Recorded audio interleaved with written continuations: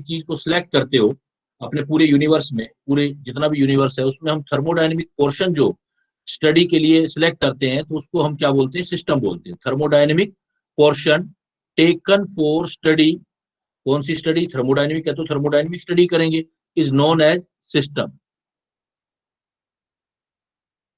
और बाकी जितना भी पार्ट है, जो रिमेनिंग पार्ट है आपका, रिमेनिंग पार्ट ऑफ यूनिवर्स, जो यूनिवर्स का रिमेनिंग पार्ट है उसको हम बोलते हैं सराउंडिंग। सिंपली कि सपोज मान लो आपने क्या लिया, 1 कप ऑफ कॉफी लिया। इस 1 कप ऑफ कॉफी में कॉफी का स्टडी कर रहे हो आप, अंदर वाले मटेरियल का स्टडी कर रहे हो। तो स्टडी के लिए हमने जो सिलेक्ट किया, सपोज ये कॉफी सिलेक्ट किया, तो कॉफी क्या होगा बेटा, इस कॉफी को क्या बोलेंगे हम, ये चीज हमारे लिए क्या हो सिस्टम। जाएगा, सिस्टम। अब सिस्टम। यूनिवर्स, बाकी जितना भी पार्ट है बेटा पूरे यूनिवर्स में, यूनिवर्स में कप भी कप के बाहर का जितना भी एरिया आ गया, तो वो सारा हमारा जो होगा, जो आप ये बोल सकते हो कि जो ये सिस्टम है, सिस्टम में आप ये बोल सकते हो एक्सेप्ट सिस्टम, जिसको आप थर्मोडायनेमिक स्टडी के लिए सिलेक्ट कर रहे हो, दैट पार्ट इज सिस्टम। और एक्सेप्ट सिस्टम, जो रिमेनिंग पार्ट जितना भी होगा बेटा, आपको आज आपको कुछ ज्यादा चीजें नहीं करनी है, आपको जनरल बेसिक एक इंट्रोडक्शन करनी है आपने, बाद में कैलकुलेशन काफी हाई है इसमें, बहुत बढ़िया वाला चैप्टर है ये। तो एक्सेप्ट सिस्टम आपको प्रैक्टिकली भी सोचते जाना, एक्सेप्ट सिस्टम रिमेनिंग पोर्शन जितना भी होगा आपका पूरे यूनिवर्स का बेटा, यूनिवर्स मतलब हम नहीं सोच सकते, जितना भी है, जहां तक लिमिट है उसका जितना भी पार्ट है उसमें हमारा प्लेनेट भी आ जाएगा, बाकी जितना सिस्टम है वो सारा आ जाएगा। तो except system remaining part of universe, उसको हम क्या बोलेंगे बेटा, सराउंडिंग। उसको क्या बोलेंगे, सराउंडिंग। बट इस चीज में देखो आप, इस सिस्टम और सराउंडिंग को अगर मैं कप का एग्जांपल लूं तो कप की वॉल आएगी, दीवार है कप की बेटा, ये देखो जो कप यस सर। का वॉल है, एक्चुअली कप का वॉल है, इसको हम बोलते हैं बाउंड्री। एक्चुअल में इसको सिस्टम और सराउंडिंग को सेपरेट करने वाली जो चीज होती है उसको हम बोलते हैं बाउंड्री। तो जो आपका सिस्टम और सराउंडिंग को जो सेपरेट करता है, system and surrounding are separated by boundary. और ये बाउंड्री रियल हो सकती है या इमेजिनरी हो सकती है। रियल और इमेजिनरी कैसे, जैसे बेटा आप ये देख रहे हो, अभी आपने कप देखा, तो कप के अंदर कॉफी देखी, कॉफी हमारा सिस्टम था ना बेटा। इसका मतलब ये जो कप का वाल है, कंटेनर है जो आपका, यहाँ पर जो कंटेनर होगा बेटा, जो कंटेनर वाल होगी, वो हमारे लिए क्या होगी, यहाँ पर बाउंड्री। कंटेनर जो होगा वो हमारा बाउंड्री होगा, कंटेनर को बाउंड्री बोलोगे। और ये आपको दिखाई दे रही है क्योंकि कप की वाल तो दिखाई देगी, तो ये रियल है। तो इस केस में आपकी ये रियल बाउंड्री है बेटा। सपोज मैं आपको एक एग्जांपल और लेता हूं, जैसे ये एग्जांपल नंबर फर्स्ट लिया मैंने। Suppose we are going to take an another example, suppose that is the air of any given ground. Suppose आपका प्ले ग्राउंड है, प्लेइंग ग्राउंड है, जहां पर आप खेलते हो, उस ग्राउंड की कुछ एयर का हमें सैंपल लेना है। तो ये आपका ग्राउंड का एयर हमने ले लिया। सपोज हमने कहा कि इस ग्राउंड का एयर, इस हिस्से का एयर देख रहे हैं, ये एयर ले लिया, एयर एज ए सैंपल ले लिया स्टडी। तो अब एयर हमारे लिए जो भी ये मेटेरियल है, ये क्या हो जाएगा बेटा हमारे लिए, सिस्टम। जो आप एयर स्टडी के लिए सिलेक्ट करेंगे वो आपका सिस्टम हो जाएगा। और विदाउट सिस्टम जितना ही पार्ट है वो सारा क्या हो जाएगा, सराउंडिंग। यूनिवर्स में से सिस्टम बाहर निकाल दूंगा तो बाकी क्या रह जाएगा बेटा, remaining part is known as surrounding. But क्या आप कोई बाउंड्री बना सकते हो यहाँ पर, जब एयर को सिलेक्ट किया, हमें तो दिखाई नहीं दे रहा है ना, हमने तो बस ऐसे सिलेक्ट किया है। सपोज जैसे आप अब मेरे सामने नहीं हो, बट मैं इमेजिनेशन लूं कि सपोज रूम के सामने आप एक सर्किल सा बनाओ हाथ से, ऐसे रूम के सामने, ऐसे हवा में एक सर्किल बनाओ कि सपोज इस एरिया की एयर को हमने स्टडी करना है। तो यहाँ पर एयर आपका सिस्टम हो जाएगा बेटा, रिमेनिंग पार्ट जितना भी है सराउंडिंग हो जाएगा। तो एयर और सिस्टम को सेपरेट करने वाली क्या होगी आपकी, जहां भी हमने इमेजिनेशन किया है वो वाली उस चीज को क्या बोलोगे आप, इमेजिनरी बाउंड्री। बाउंड्री। बट ये बाउंड्री कैसी होगी बेटा आपकी, इमेजिनरी, क्योंकि फिजिक्स और केमिस्ट्री दोनों में थर्मोडायनेमिक्स आएगी आपको। तो कुछ चीज हम इस तरह की लेके चलेंगे, इमेजिनेशन भी करेंगे। तो कुल मिलाकर के बात है, चाहे रियलिटी में चाहे इमेजिनेशन में, जो भी पार्ट आप सिलेक्ट करते हो थर्मोडायनेमिक स्टडी के लिए, that part is known as system and remaining part is known as surrounding. Remaining part is known as surrounding, very simple.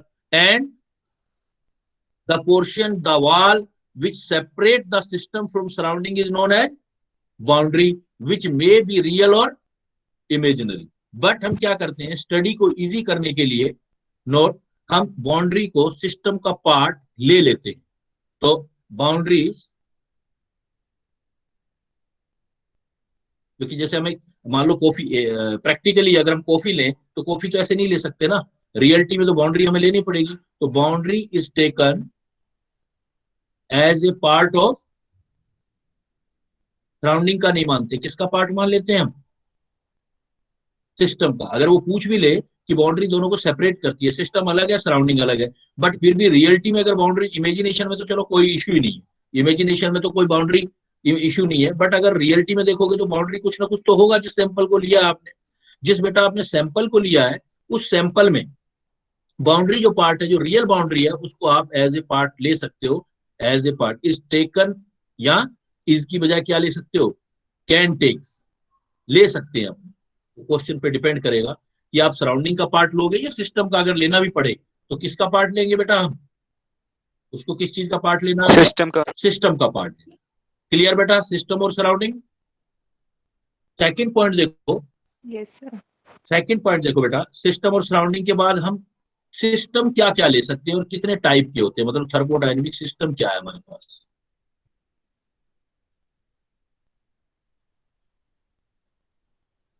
General information, जैसे फर्स्ट आपने लिया system and surrounding. Now we will share the second introduction of terms like types of thermodynamic system.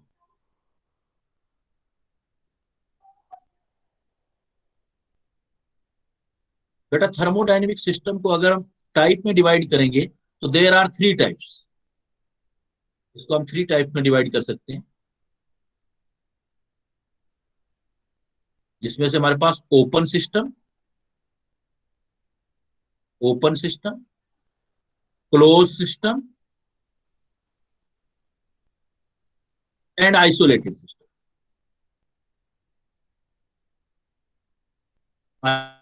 Isolated system, open system, close system and isolated system. अब open system किसको कहते हैं, close system किसको कहते हैं, देखो आप सपोज कोई भी थर्मोडायनेमिक स्टडी करते हो तो बेटा आप किसका इंटरेक्शन स्टडी करते हो, हीट एंड मैटर का, मैटर, हीट एंड मैटर का स्टडी करते हैं ना।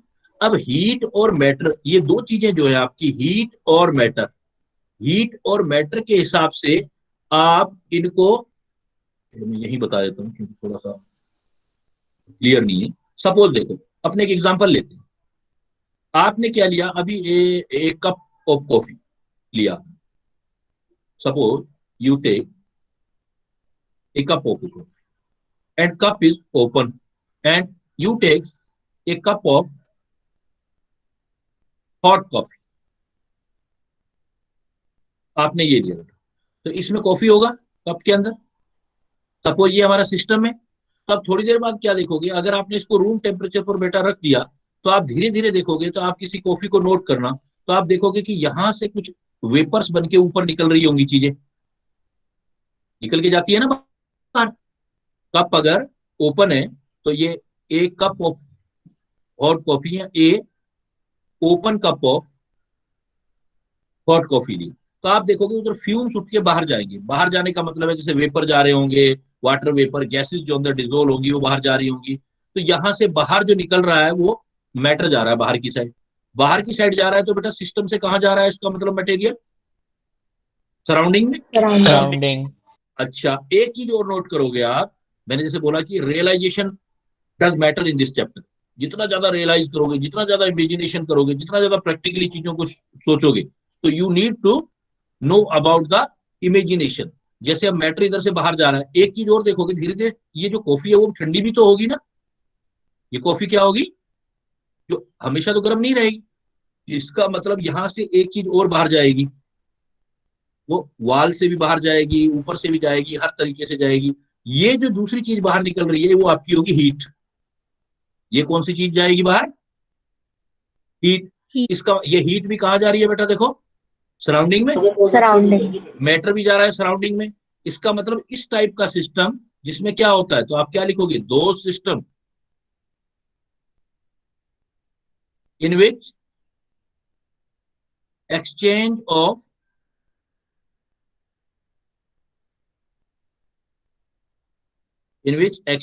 of heat as well as matter is carried out between system and surrounding, system and surrounding, system और सराउंडिंग के बीच। अभी हॉट लिया, अगर ठंडा लेते तो अपोजिट चीजें भी हो सकती थी। तो इस टाइप का सिस्टम जिसमें आपका सिस्टम और सराउंडिंग के बीच दोनों चीजों का एक्सचेंज हो रहा हो, दोनों चीजों का फ्लो हो रहा हो, उस चीज को हम क्या बोलते हैं, दोनों चीजें मतलब कौन कौन सी बेटा, मैटर एंड हीट। अगर मैटर और हीट दोनों चीजों का सिस्टम और सराउंडिंग के बीच अगर एक्सचेंज हो रहा है तो इट मीन्स फ्लो हो रहा है, मतलब तो डायरेक्शन कोई भी हो सकता है, वो सारा आपने चैप्टर में स्टडी करना है, वो फ्लो हो रहा है, तो that type system is known as, उस सिस्टम को अपने बोलते हैं बेटा ओपन सिस्टम। ऐसे सिस्टम को क्या नाम देंगे हम, दो system in which exchange of heat as well as matter is carried out between system and surrounding are known as open system, open system. बेटा ऐसे सिस्टम को, थर्मोडायनेमिक सिस्टम को हम बोलते हैं ओपन, जिसमें हीट एनर्जी और मैटर दोनों का फ्लो होता है। एग्जाम्पल क्या दे सकते हो बेटा, जैसे हमने लिखा, क्या एग्जाम्पल दे सकते हैं, ए या एन लिखा है तो वो ओपन लिखा है तो an open cup of hot coffee.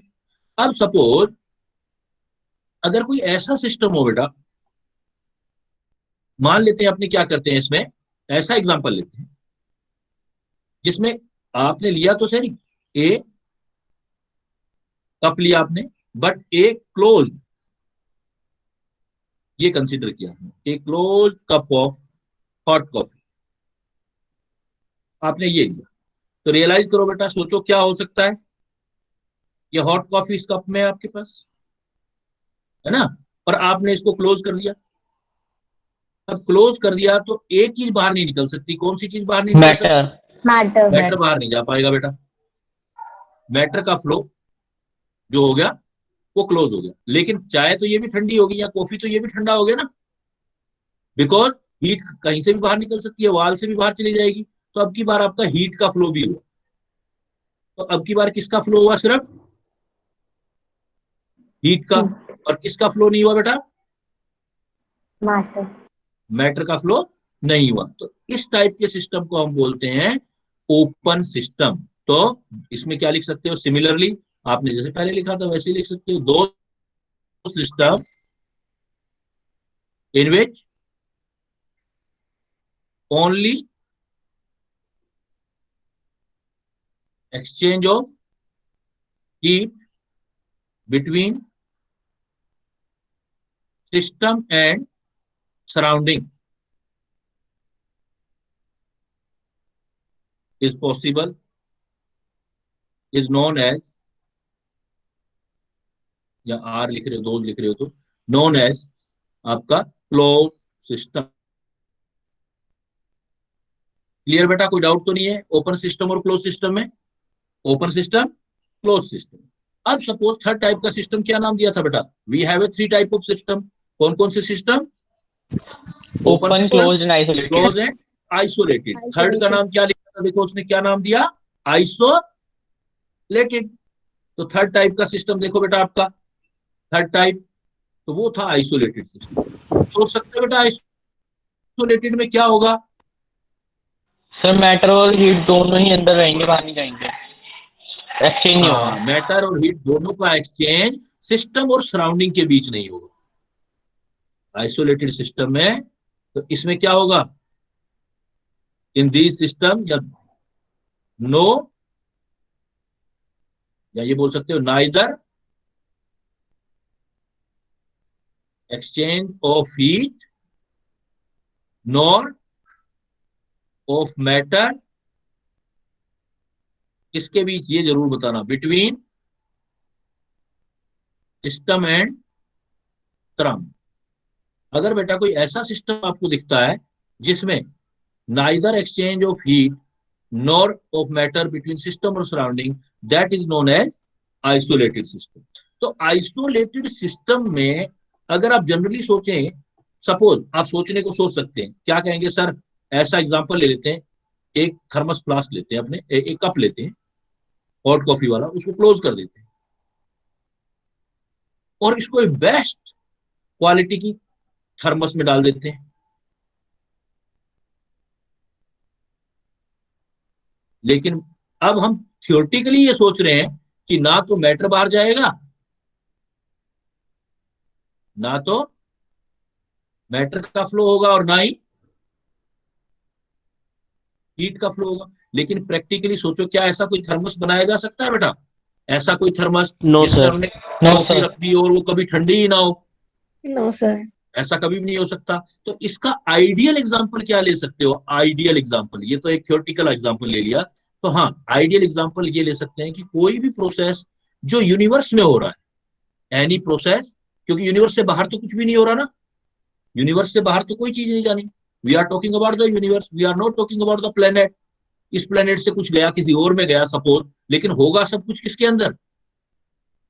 Universe के अंदर। तो एक यूनिवर्स के अंदर वाले प्रोसेस को हम आइडियली क्या ले सकते हैं? वो सिर्फ एक हमारी इमेजिनेशन है, आइडियल एग्जांपल, बिकॉज यूनिवर्स को हम नहीं जानते कितना बड़ा है क्या है। तो बट ये कह सकते हैं कि जो भी चेंजेस हो रहे हैं, जो भी कायनात है, जो भी दुनिया है, जो भी कुछ हो रहा है, वो सब एक यूनिवर्स के अंदर हो रहा है। इसलिए इसका आइडियल एग्जांपल आइसोलेटेड सिस्टम का क्या होगा बेटा? आइडियल। ये तो एक थ्योरेटिकल एग्जांपल हो, यूनिवर्स। Theoretical example. आपके एग्जाम में आ जाए कोई आइडियल एग्जांपल बताओ, ऐसा कोई आइसोलेटेड सिस्टम बताओ, तो वो सिस्टम तो यूनिवर्स ही होगा। यूनिवर्स के बाहर कुछ नहीं है, मतलब सराउंडिंग होगा ही नहीं। तो क्या एग्जांपल दोगे इसका बेटा? Ideal example universe. तो यूनिवर्स जो प्रोसेस हो रहे हैं बिकॉज सारे यूनिवर्स के अंदर ही हो रहे हैं, तो यूनिवर्स एक को एज्यूम किया जा सकता है, universe can be considered as a perfect isolated system. तो जो भी आप थर्मोडायनेमिक स्टडी करोगे बेटा, वो थर्मोडायनेमिक जो स्टडी करोगे जिस भी सिस्टम में करोगे, तो आपका देखो वो तो ओपन हो सकता है या क्लोज हो सकता है। आइसोलेटेड है तो वो तो आइडियल एक हमारा है, थ्योरेटिकली आप मतलब एज्यूम कर सकते हो, लेकिन थ्योरेटिकली कोई आइसोलेटेड सिस्टम नहीं हो सकता। तो देखो इस चैप्टर में हमने करना क्या है फिर भाई? किसी चीज को, मान लो आपने पानी लिया, पानी को गर्म करना है। गर्म कैसे किया आपने? ओपन ओपन वेसल्स लेके गर्म कर दिया, ओपन पतीले में गर्म कर दिया, या फिर उस पतीले को ढक दिया आपने, प्रेशर कुकर बना के पतीले को ढक दिया, गर्म कर दिया। तो ओपन में कवर, जब ओपन में गर्म किया आपने, हीट किया, तो वो कौन सा सिस्टम हो गया आपका? Open system. Open system. Open system. Open system जो होगा वो आपका ओपन सिस्टम। अगर बंद करके कर दिया तो कौन सा सिस्टम हो गया? Close system. Close system. दोनों में बेटा एक, एक फर्क देख सकते हो दोनों में। अब देखो, अगर मैं आपसे कहता हूं नॉलेज क्लाउड के लिए, सपोज मैं कहता हूं कि अपने स्टडी कर रहे हैं, हम क्या स्टडी कर रहे हैं? सपोज किसी चीज का हीटिंग स्टडी कर रहे हैं, वाटर ही ले रहे हैं, हीटिंग ऑफ वाटर ले रहे हैं। और हीटिंग ऑफ वाटर एक हम क्या ले रहे हैं? ओपन वेसल्स में ले रहे हैं, और एक हम उसको क्लोज वेसल्स में ले रहे हैं। ओपन वेसल्स का मतलब हमने पतीला लिया, उसके अंदर बाउल लिया, ओपन वेसल्स में हमने गर्म करना स्टार्ट किया। तो गर्म करना स्टार्ट किया, एक हमने क्या किया, उस बाउल को बिल्कुल क्लोज कर दिया, उसमें गर्म करना स्टार्ट किया बेटा। अब दोनों में फर्क क्या है? हमें ये पता है कि पहला ओपन सिस्टम है और दूसरे वाला कौन सा सिस्टम है? क्लोज सिस्टम है। पहले वाले में मैटर भी बाहर निकलेगा, दूसरे वाले में मैटर बाहर नहीं निकलेगा। बट फर्क ये है कि ओपन का मतलब हो गया, जब आप ओपन लेते हो तो यहाँ प्रेशर पूरे एटमोस्फेयर का प्रेशर लग रहा होता है, जो बाहर प्रेशर होगा वही उसके अंदर होगा। तो इसलिए यहाँ पर जो प्रेशर लिया जाता है ओपन वेसल्स में, वो प्रेशर कितना लोगे बेटा आप? एटमोस्फेरिक प्रेशर लोगे। कितना लोगे? एटमोस्फेरिक एटमॉस्फेरिक प्रेशर लोगे। प्रेशर। लेकिन यहाँ पर प्रेशर, जैसे प्रेशर कुकर है, बंद कर दिया आपने तो इसको क्लोज कर दिया है, तो यहाँ प्रेशर एटमोस्फेरिक प्रेशर के इक्वल नहीं ले सकते। एटमोस्फेरिक प्रेशर, क्योंकि प्रेशर क्लोज है, अंदर एटमोस्फेयर का प्रेशर उस पर नहीं लग रहा, ऊपर ढक्कन भी लगा हुआ, उसका प्रेशर भी, एटसेट्रा, बहुत सारी कंडीशन है। तो जब भी ओपन वेसल्स है तो इसका मतलब प्रेशर कितना लग रहा है बेटा? एटमोस्फेयर का प्रेशर। जब ओपन वेसल्स नहीं है तो प्रेशर कितना लग रहा है? Not equal to close vessels है तो not equal to atmospheric atmospheric pressure. Atmospheric pressure. ये पता है ना बेटा, एटमोस्फेयर का प्रेशर कितना होता है, नॉलेज के लिए फिर कर रहा हूँ, ये चीजें बार बार रिपीट करता रहूंगा और एंड तक आपको 1 ATM। से याद हो जाएंगी। 1 ATM। एटमोस्फेयर का प्रेशर, हमारे एटमोस्फेयर का प्रेशर होता कितना है, 1 ATM। ATM। 1 ATM को हम नॉर्मल एटमोस्फेयर प्रेशर बोलते हैं, ये नॉर्मल प्रेशर बोलते हैं। नॉर्मल प्रेशर जो हमारी एटमोस्फेयर का प्रेशर है नॉर्मल, वो 1 ATM। 1 ATM ऐसे ही होता है 1 बार। ये 1 बार जो प्रेशर होता है बेटा, 1 बार नॉर्मल नहीं होता है, इसको बोलते हैं स्टैंडर्ड प्रेशर। 1 बार प्रेशर के यूनिट है, आपने फिजिक्स में पढ़ा होगा डायमेंशन वाला चैप्टर, तो यूनिट होते हैं एटमोस्फेयर, बार। तो यूनिट ऑफ प्रेशर तो बहुत सारे होते हैं ना, रिपीट कर रहा हूँ कुछ नॉलेज क्लाउड में, क्योंकि कुछ बच्चे आपके बिल्कुल इस जो चैप्टर है उसमें ये चीजें बिल्कुल नहीं है उनके लिए, इसलिए मैं रिपीट कर रहा हूँ। यूनिट ऑफ प्रेशर क्या होता है बेटा, जो लोगों को पढ़ा दिया, जो जानते हैं वो बताओ, प्रेशर के यूनिट क्या क्या ले सकते हो, पास्कल। ATM, sir pascal. बार, दो तो लिख ही दिए मैंने, और क्या ले सकते हो बेटा, pascal, mm of hg, yes बेटा, CM of CM torr, और तो ATM में ले सकते हो, बार में ले सकते हो, पास्कल में ले सकते हो, mm of Hg, torr, centimetre of Hg, जो जनरली ज्यादा यूज करते हैं, जो जनरली ज्यादा यूज करते हैं वो आपके ये, जिसमें से पास्कल जो होता है वो SI यूनिट है प्रेशर का, पास्कल SI यूनिट है। तो यूनिट ऑफ प्रेशर तो ये हो जाता है आपका। और जो कन्वर्जन होते हैं बेटा, देखो कन्वर्जन तो कुछ इंपॉर्टेंट रिपीट करो बच्चा बेटा, जिनको बता दिया मैंने। 1 ATM is equal to pascal कितना होगा, 1.013 into 10 to the power 5 Pascal. Pascal। 5 pascal. raised to the power 5 Pascal. 1 ATM is equal to 10 raised to power 1.013 10 raised to power 5 pascal. और 10 raised to power 5 पास्कल किसके equal होता है, 1 bar। 1 One bar। bar. 1 बार। Good, इसलिए 1 ATM is equal to कितना लिख सकते हो, 1.013 bar। 1.013 बार, 1.013 बार। दूसरा लिखते हो 1 ATM is equal to mm में देखो तो ये आता है 760 सेंटीमीटर ऑफ मरकरी, और 1 सेंटीमीटर में 10 मिलीमीटर होते हैं बेटा, ये तो बड़ी बेसिक सी चीजें हैं। 1 सेंटीमीटर में 10 मिलीमीटर है, जिसको नहीं है वो याद करते जाना बेटा। 1 ATM is equal to 760 mm of mercury हो जाएगा 1 ATM, और 761 mm ऑफ मरकरी टोर होता है। 1 mm ऑफ मरकरी को ही हम क्या बोलते हैं बेटा, 1 टोर। टॉर। इसलिए आप ये भी लिख सकते हो 1 ATM is equal to 760 torr. तो कन्वर्जन बहुत अच्छे से करने हैं, प्रेशर के यूनिट बहुत सारे हैं। 1 ATM मतलब नॉर्मल प्रेशर, 1 बार मतलब स्टैंडर्ड प्रेशर। क्लियर।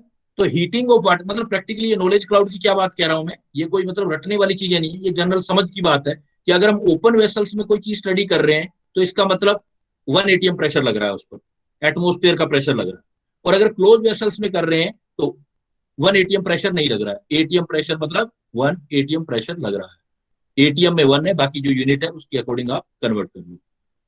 तो अब बेटा जब ये चीज सर होगी, वैसे हो भी सकता है मतलब कि ऐसा कोई केस हो सकता है जिसमें क्लोज्ड वेसल में भी 1 ATM ही लग रहा हो। क्लोज वेसल्स में कुछ ना कुछ प्रेशर तो जिससे कवर करोगे, जैसे प्रेशर कुकर लगाते हैं अपने, तो उसका भी लगता है बेटा प्रेशर, जीरो नहीं हो सकता ना। अब वो डिपेंड करेगा सर कि आपका बढ़ेगा, जैसे प्रेशर बढ़ रहा है प्रेशर, तो जनरल ले रहे हैं। बाकी आप जैसे हाइट पर चले जाओगे या कहीं गहराई में चले जाओगे तो फिर 1 ATM प्रेशर नहीं रहेगा, फिर तो वो चेंज हो सकता है। तो हम ये जनरल कंडीशन लेके चलते हैं कि अमेरिका के एटमोस्फेयर का भी प्रेशर 1 ATM है, और दिल्ली के जो प्रेशर है उसको भी एज्यूम क्या करके चलते हैं हम, 1 ATM। जनरली तो वेरी करता है ना हाइट वगैरह के साथ, और है ना। Yes sir. तो इसलिए सर मैं कह जनरल रही जो जो उसके बाहर का प्रेशर है वो उसके अंदर के प्रेशर के इक्वल किसी भी केस में नहीं होगा क्लोज्ड वेसल हाँ में। क्लोज में नहीं होगा बेटा, क्योंकि उस क्लोज में जो कवर किया है उसका प्रेशर लगेगा ना उस पर, और जो चीज है वो बाहर नहीं आएगी, वो अंदर ही अंदर प्रेशर लगाएगी पार्टिकल्स। यस तो सर। ऑब्वियस जैसे जैसे पढ़ते जाएंगे ना आगे वो और चीजें क्लियर होती जाएंगी, देखना आप। तो अब देखो, चलो ये बेसिक नॉलेज में आ गया, नॉलेज क्लाउड में आ गया। तो हमने पढ़ा था system, types of system. Types of system के बाद देखो फिर ये चीज जनरली है, मैं इधर ही बता देता हूँ जो मैंने शेयर किया हुआ आपसे। इसके बाद होती है थर्मोडायनेमिक प्रॉपर्टी, जो इस पूरे चैप्टर में हमने स्टडी करनी है बेटा। हो सकता है उसमें से कुछ ऐसी प्रॉपर्टी है जो आप तक आपने सुनी ही ना हो, अब आप सुनोगे, क्योंकि 10th के बाद बिल्कुल सारी चीजें जो है आफ्टर 10th चेंज हो जाती हैं। तो इसके बाद आती है थर्मोडायनेमिक प्रॉपर्टी। तो अभी जस्ट आपने नेम रिकॉल करने हैं उसके। तो इस चैप्टर में जो है थर्मोडायनेमिक प्रॉपर्टी में आपको स्टडी कराऊंगा, कुछ सुन रखी होंगी, कुछ हो सकता है आपके लिए बिल्कुल न्यू। तो थर्मोडायनेमिक प्रॉपर्टी, तो थर्मोडायनेमिक प्रॉपर्टी में देखो वर्क, वर्क को किससे रिप्रेजेंट करेंगे? सिंपली डब्ल्यू से। वर्क डब्ल्यू से रिप्रेजेंट करोगे। सेकंड देखो हीट फ्लो, हीट फ्लो, मैंने अभी हीट फ्लो लिखा है, ना तो हीट का एब्जॉर्प्शन लिखा है ना इमिशन लिखा है, हीट फ्लो लिखा है। तो work, heat flow, heat flow तो सुन रखा होगा बेटा आपने, वर्क भी सुन रखा होगा। वर्क को रिप्रेजेंट करोगे डब्ल्यू से, और हीट फ्लो को रिप्रेजेंट करोगे क्यू से। हीट फ्लो को किससे रिप्रेजेंट करेंगे? क्यू, क्यू से करेंगे बेटा, रिप्रेजेंटेशन याद रखना। फिर अब ये नाम हो सकता है आपके लिए बिल्कुल नए हो, बट एक बार आप याद कर लो, इंटरनल एनर्जी। क्या बोल रहा हूं? पहला मैं पहला क्या बोला बेटा? कौन सी प्रॉपर्टी? वर्क। दूसरा क्या दिया? Just you need to learn the name, just एक एक को डिटेल पढ़ना है, काफी हमने, वो सब हो जाएगा। वर्क। सेकंड क्या लिखा मैंने? हीट फ्लो, या हीट भी बोल सकते हो, लेकिन मैंने आपको समझाने के लिए फ्लो वर्ड जोड़ दिया। बुक्स में सिर्फ हीट है, मैंने फ्लो जोड़ दिया अभी, उससे क्या है कि थोड़ी हमारी अंडरस्टैंडिंग और बनेगी। Work, heat, internal energy, internal energy, enthalpy, enthalpy. अब देखो entropy, entropy, gives free energy. तो इस पूरे चैप्टर में ये इतनी प्रॉपर्टी है बेटा जो हमने मेनली स्टडी करनी है। गिव्स फ्री एनर्जी मतलब एनर्जी के डिफरेंट फॉर्म भी हमने स्टडी करनी है। वर्क, वर्क को आप किससे रिप्रेजेंट करो? डब्ल्यू से। हीट फ्लो को किससे बताया बेटा? क्यू। क्यू से। इंटरनल एनर्जी को यू से भी कर सकते हो, ई से भी कर सकते हो, जो आपको इजी लगे। यू भी कर सकते हो, ई भी कर सकते हो, यू या ई। जनरली हम यू भी कर सकते हैं, फिजिक्स में आप यू भी लोगे तो यू या ई। एंथैल्पी को एच से। एंथैल्पी एक्चुअली हीट कंटेंट होता है, वो डिटेल हमने पढ़ना ही है। जैसे I told you that at that time you just need to learn the name of different thermodynamic property. Enthalpy is represented by H. Entropy is represented by S. Entropy S and gives free energy represented by G. तो एक बार repeat कर दो बेटा, property कौन कौन सी पढ़ोगे इस chapter में, सीक्वेंस वाइज पढ़ना है। Work, heat, sir work, heat flow, internal energy, enthalpy, entropy, gives free energy. हाँ बेटा, तो आपकी हो सकता है लास्ट जो 4 लिखी है वो आपके लिए बिल्कुल न्यू हो। इंटरनल एनर्जी जिसको यू से रिप्रेजेंट करोगे या ई से, एंथैल्पी एच से, एंट्रोपी एस से, और गिव्स फ्री एनर्जी आप लिखोगे वो आप जी से लिखोगे। गिव्स फ्री एनर्जी आप जी से रिप्रेजेंट करोगे। तो ये हमारे पास थर्मोडायनेमिक प्रॉपर्टी होती है। जो आपकी थर्मोडायनेमिक प्रॉपर्टी है, इन थर्मोडायनेमिक प्रॉपर्टी को हम 2 कैटेगरी में डिवाइड करते हैं।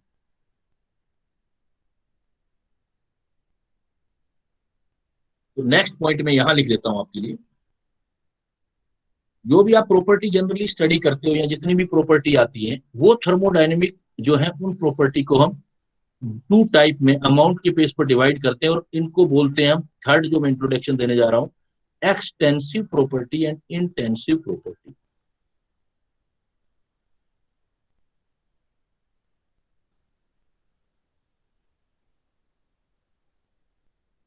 ये टर्मिनोलॉजी है बेटा, एक्सटेंसिव प्रॉपर्टी, इंटेंसिव। अगर ये टर्मिनोलॉजी हमारे माइंड में क्लियर होगी ना, मैं कभी एक्सटेंसिव बोलूं क्लास में तो आप समझ जाएंगे कि भाई ये है, मैं क्लोज सिस्टम बोलूं तो आप समझ जाएंगे ये। तो बहुत ही इंपॉर्टेंट है ये बेसिक टर्मिनोलॉजी क्लियर करना हमारे लिए बहुत important. It is very indispensable for us to clear all the ये जैसे क्लू मिलेंगे, हमें क्लू मिलेंगे तो इन क्लू को करना बहुत जरूरी है, स्पेशली है हमारे लिए extensive property and intensive property.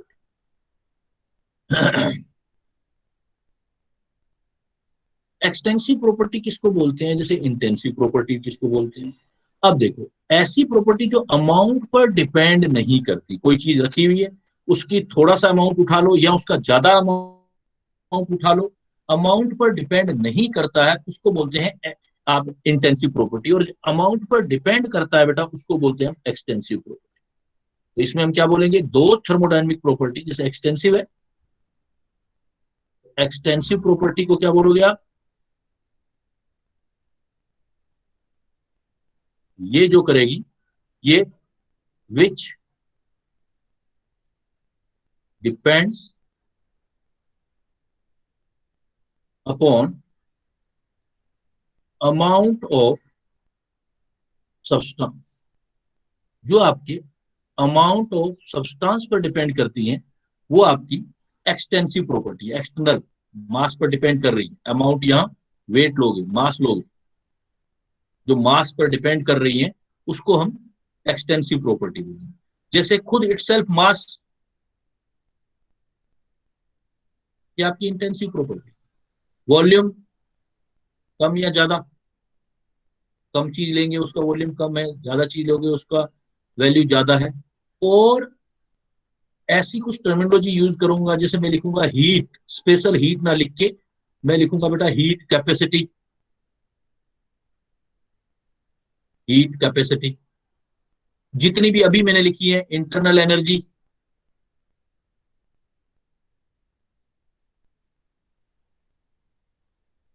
Enthalpy, ये सब जो आपने अभी लिखी है, ये क्या है, जितना मटेरियल का अमाउंट ज्यादा होगा उतनी उसकी वैल्यू ज्यादा आएगी इन प्रॉपर्टी की। तो ऐसी प्रॉपर्टी को हम बेटा एक्सटेंसिव प्रॉपर्टी बोलते हैं। एक्सटेंसिव प्रॉपर्टी जो अमाउंट पर डिपेंड नहीं करती, कम अमाउंट ले लो तब भी उतनी रहती है, ज्यादा अमाउंट ले लो तब भी उतनी रहती है, उसको हम बोलते हैं इंटेंसिव प्रॉपर्टी।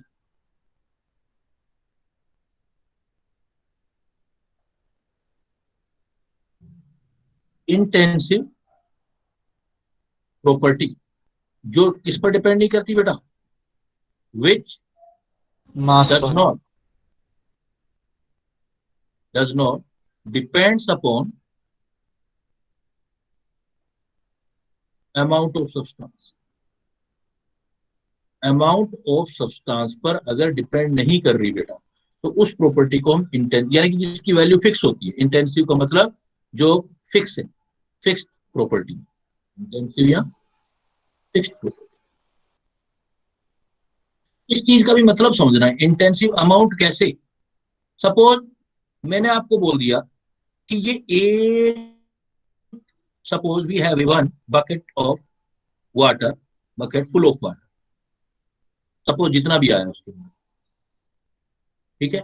मैंने अब इस वाटर में डेंसिटी नोट किया, वाटर का डेंसिटी पता है ना, वाटर का डेंसिटी बेटा फिक्स होता है, कितना होता है, 1 1 ग्राम पर ग्राम सेंटीमीटर क्यूब। 1 ग्राम पर सेंटीमीटर क्यूब या पर ml, ठीक है।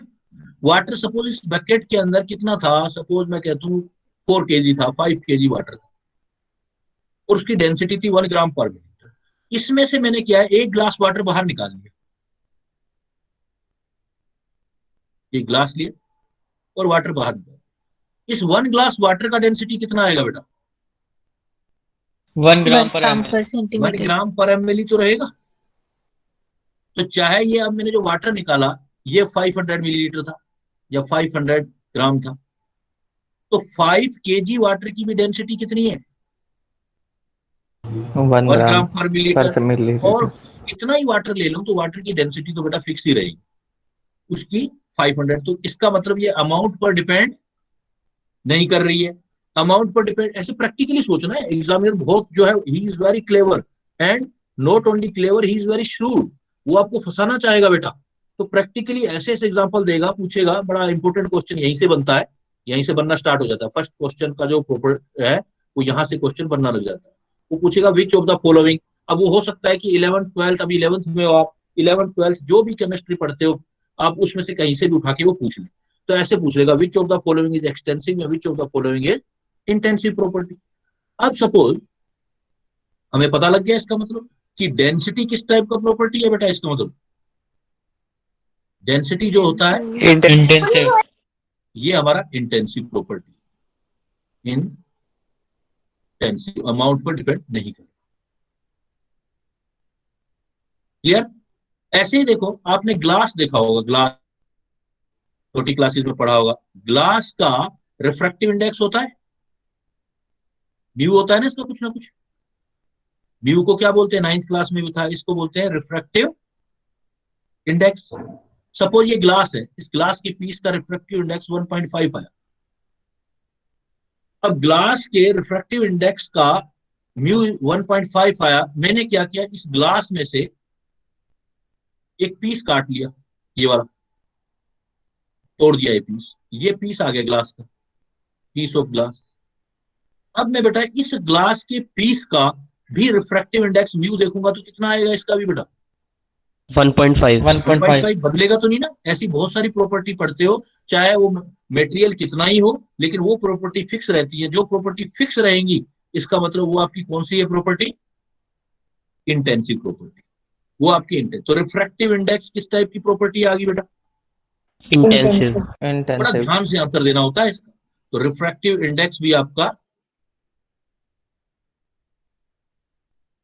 प्रॉपर्टी तो बहुत हो सकती है, तो हम उस पर बात कर सकते हैं, बट मैं कुछ इंपॉर्टेंट प्रॉपर्टी पर बात कर रहा हूं अभी। अब देखो आप, कोई भी सेल होता है, सेल, सेल के ऊपर वोल्टेज लिखी होती है बेटा, सेल। तो जो चीज जिसके ऊपर फिक्स लिखी हुई, देखो आप ये सेल ले लिया आपने, बैटरी का सेल, सपोज इसकी वोल्टेज 1.5 वोल्ट है, वोल्टेज 1.5 ही रखूं, चाहे सेल छोटा बनाऊं चाहे बड़ा बनाऊं, तो इसको बोलते हैं स्टैंडर्ड ईएमएफ, सेल का ईएमएफ, स्टैंडर्ड इलेक्ट्रोमोटिव फोर्स या स्टैंडर्ड ईएमएफ बोलते हैं। इसको हम ई नोट से रिप्रेजेंट करते हैं। तो चाहे सेल बड़ा बनाऊं चाहे छोटा, लेकिन वोल्टेज अगर 1.4 ही रह रही है तो वोल्टेज तो फिक्स हो रही है ना उसकी, मटेरियल पर, अंदर उस किसी पर डिपेंड नहीं कर रही। तो स्टैंडर्ड सेल का ईएमएफ वो भी कैसी प्रॉपर्टी हुआ आपका, जिसको ई नोट्स, ये 12th में पढ़ोगे वैसे आप, ई नोट से रिप्रेजेंट करते हो स्टैंडर्ड ईएमएफ को, तो वो भी आपका जो है कौन सी प्रॉपर्टी आएगा बेटा, इंटेंसिव प्रॉपर्टी है। तो इस टाइप से आप एक्सटेंसिव या इंटेंसिव जैसे चैप्टर पढ़ते जाएंगे तो, और अभी ज्यादा प्रॉपर्टी के बारे में आइडिया है नहीं, तो वो पढ़ेंगे तब, ये जैसे एंथैल्पी क्या है, इंटरनल एनर्जी क्या है, ये चीजें आती जाएंगी। जैसे मतलब देखो, एक बड़ा पॉइंट है कि वॉल्यूम तो क्या था, वॉल्यूम कैसी प्रॉपर्टी थी, एक्सटेंसिव। अगर मैं बोल दूं molar volume, intensive. Molar volume तो वॉल्यूम ऑफ 1 मोल गैस हो गया ना, volume of 1 mole gas fix होता है ना बेटा। ये तो सपोज मोलर वॉल्यूम किसी पे ले लो, जैसे आपको पता है एनटीपी पे वॉल्यूम ऑफ 1 मोल गैस कितना होता है, फिक्स होता है 22.4 लीटर। 22.4 लीटर। तो जहां मोलर लग गया आगे, तो volume of 1 mole gas particular चीज आ गई। तो ये अब वॉल्यूम कैसा था, ऐसी प्रॉपर्टी था एक्सटेंसिव, लेकिन मोलर वॉल्यूम कौन सी प्रॉपर्टी आ गई हमारी, इंट्रिंसिक। Intensive property. मतलब जो भी वैल्यू आपको लगता है फिक्स, देखो एक बड़ा अच्छा एग्जांपल, मान लो कोई सॉल्यूशन बनाते हो आप, एक सॉल्यूशन बनाते हो, ये सॉल्यूशन बना के आपने बड़ा सा बर्तन तैयार कर लिया, और सॉल्यूशन में कह दिया इसकी कॉन्सेंट्रेशन, सपोज कह दिया 1.5 मोलर है, 1.5 मोलर कंसंट्रेशन, मतलब कोई मटेरियल पड़ा है अंदर, उसकी कंसंट्रेशन 1.5 मोलर। अब मैंने क्या किया, इसमें से एक ग्लास बाहर निकाल दिया, मोलर कंसंट्रेशन है जैसे 1.5 मोलर है कंसंट्रेशन, मतलब मोलरिटी इतनी 1.5। तो अब मैंने एक ग्लास बाहर निकाल दिया, तो इसकी मोलरिटी मतलब इसकी कंसंट्रेशन कितनी आएगी बेटा, ऊपर वाले की कंसंट्रेशन थी 1.5 मोलर। 1.5 मोलर। अब उसमें से गिलास निकाला है तो उसकी भी कंसंट्रेशन रहेगी कितनी, चेंज थोड़ी हो जाएगी, जब तक कुछ 1.5 मोलर मिलाओगे नहीं। इसी का एक पार्ट सिलेक्ट करना है, ये बात आपने समझनी है। किसी चीज का एक पार्ट पूरा ले लो, फिर या उसका कोई पीस बना के अलग कर दो, इसको बोलते हैं अमाउंट चेंज करना। अलग से बाहर से डालना नहीं है कुछ, अलग से नहीं डालना। देखो फिर सुनना मेरी बात, मैं ये नहीं कह रहा कि अलग से कोई मटेरियल डाल दो और एक्स्ट्रा। जो चीज ऑलरेडी है आपके पास उसी में से अमाउंट कम ज्यादा करना है, मतलब उसका कम उठाना है या ज्यादा उठाना है, उसको बोलते हैं कि उसका अमाउंट कम ज्यादा करने से डिपेंड करता है या नहीं करता है। तो अब मैंने इसी अमाउंट, कुछ नहीं मिलाया, इसी का कुछ पार्ट बाहर कर दिया, तो कंसंट्रेशन कितना आएगा बेटा इसका? वो भी तो 1.5 ही रहेगा, सेम रहेगा। तो इसका मतलब देखो कितना अच्छा एग्जांपल है। मोलरिटी मतलब जो कंसंट्रेशन टर्म होती है वो भी क्या होती है? मोलरिटी कैसी प्रॉपर्टी इंटेंसिव, बेटा? वो भी इंटेंसिव। Intensive property. तो जो कुल मिला के बात यह है कि जो भी आपने कोई ऐसे एग्जांपल पढ़े हैं जो फिक्स है, जैसे टेम्परेचर फिक्स होता है, वैसे मैं बोलूँ आपके टेम्परेचर का मतलब, जैसे मैं कह दूं बॉइलिंग पॉइंट ऑफ वाटर या freezing point of water fix है ना, कितना है बेटा? 100 boiling degree Celsius. Point of pure water, boiling point of pure water at 1 atm, ऐसे बोलना चाहिए।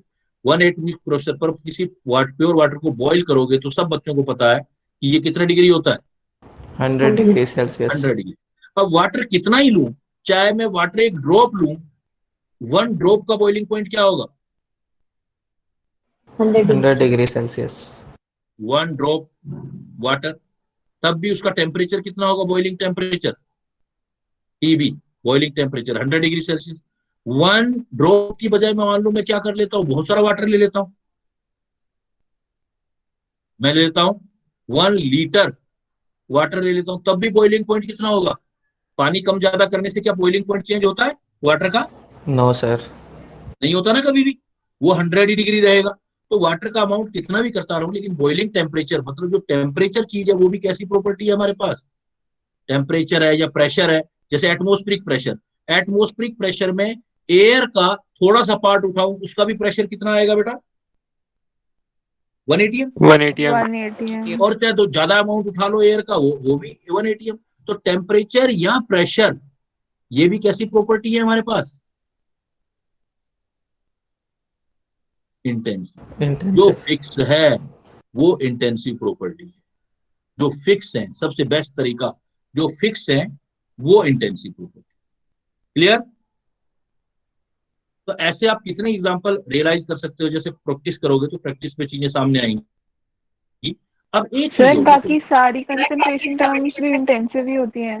हाँ बेटा, कोई भी मतलब मैंने क्या बोला है कि यहाँ पर जो डेफिनेशन है ना, जो बुक की डेफिनेशन है, ऐसा लग रहा है जैसे अलग से कोई चीज मिलानी है आपको, इसलिए ये सारे एग्जांपल दे रहा हूँ। बुक्स की डेफिनेशन क्या बोलता है कि those property which does not depends upon amount, ऐसे ही बोलता है ना वो। तो अमाउंट का मतलब यस ये है सर। कि जो चीज कोई है उसी चीज का कोई पीस बाहर उठा के चेक करना है आपको, अलग से कुछ नहीं डालना।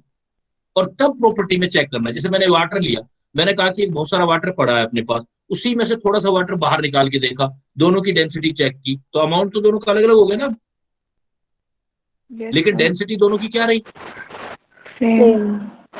ऐसे ही हमने क्या किया, किसी सॉल्यूशन को बना के छोड़ दिया, उसकी कंसंट्रेशन है कोई कुछ भी है, जैसे हमने 1.5 मोलर लिया था, उसकी कुछ भी मोलरिटी है, कुछ की बना के छोड़ दी, उस सारे अमाउंट का जो मोलरिटी है वो फिक्स पड़ा हुआ है। अब उसमें से जो भी हिस्सा निकालोगे उसका मोलरिटी कितना आएगा? 1.5 है। तो अमाउंट ऐसे चेक करना है, अमाउंट ऐसे नहीं आप कह दो कि सर ये 1.5 मोलरिटी या पानी मिला देता हूं इसमें से, एक्स्ट्रा कुछ नहीं मिलाना बेटा, उसी चीज में से किसी हिस्से को उठा के चेक करना है। अगर हमारी एक जैसी वैल्यू आती है तो इसका मतलब हमारा वो क्या चीज है? वो इंटेंसिव प्रूफ। इंटेंसिव। सर मैं पूछ रही थी जैसे जैसे मोल फ्रैक्शन होगी वो भी इंटेंसिव में ही आएगी ना? हाँ बेटा, वो तो मोल फ्रैक्शन आपने निकाल दिया किसी सैंपल का, तो उसी सैंपल में से कुछ उठाना है ना आपने। यस आपने सर। बाहर से कुछ नहीं लेना, उस सैंपल में से ज्यादा अमाउंट उठा लो या कम अमाउंट उठा लो, किसी सैंपल में से ऑलरेडी प्रिपेयर है सैंपल, उसमें से ज्यादा अमाउंट उठाए या कम अमाउंट उठाए, उसकी वैल्यू सेम आए, कोई भी चीज ऐसी सोच लो, तो उसको हम कौन सी प्रॉपर्टी बोलेंगे? Intensive property. अगर उसकी वैल्यू डिफरेंट आई तो वो फिर कौन सी प्रॉपर्टी हो जाएगी बेटा? एक्सटेंसिव। एक्सटेंसिव। सर एक एग्जांपल मैं और देता हूं, देखो इस चीज को ऐसे रियलाइज करना। मैं एक एग्जांपल देता हूं आपको, सपोज एक एग्जांपल लेते हैं अपने, ये जो अभी एग्जांपल लिया था वाटर वाला आपने, तो वाटर लिया मान लो आपने, आपके आपके घर में एक बोतल वाटर का भरा हुआ है, ठीक है। अब बोतल जो है वाटर का भरा हुआ है, आपने उसमें से कुछ वाटर निकाल लिया वहां। अब जब वाटर निकाल लिया तो देखो वेरी कौन कौन सी वैल्यू होंगी और नहीं वेरी कौन सी होगी। मास देखो, वाटर का मास वेरी होगा नहीं होगा पहले वाले से? होगा। होगा सर। होगा। तो इसका मतलब मास कौन सी प्रॉपर्टी हो गया?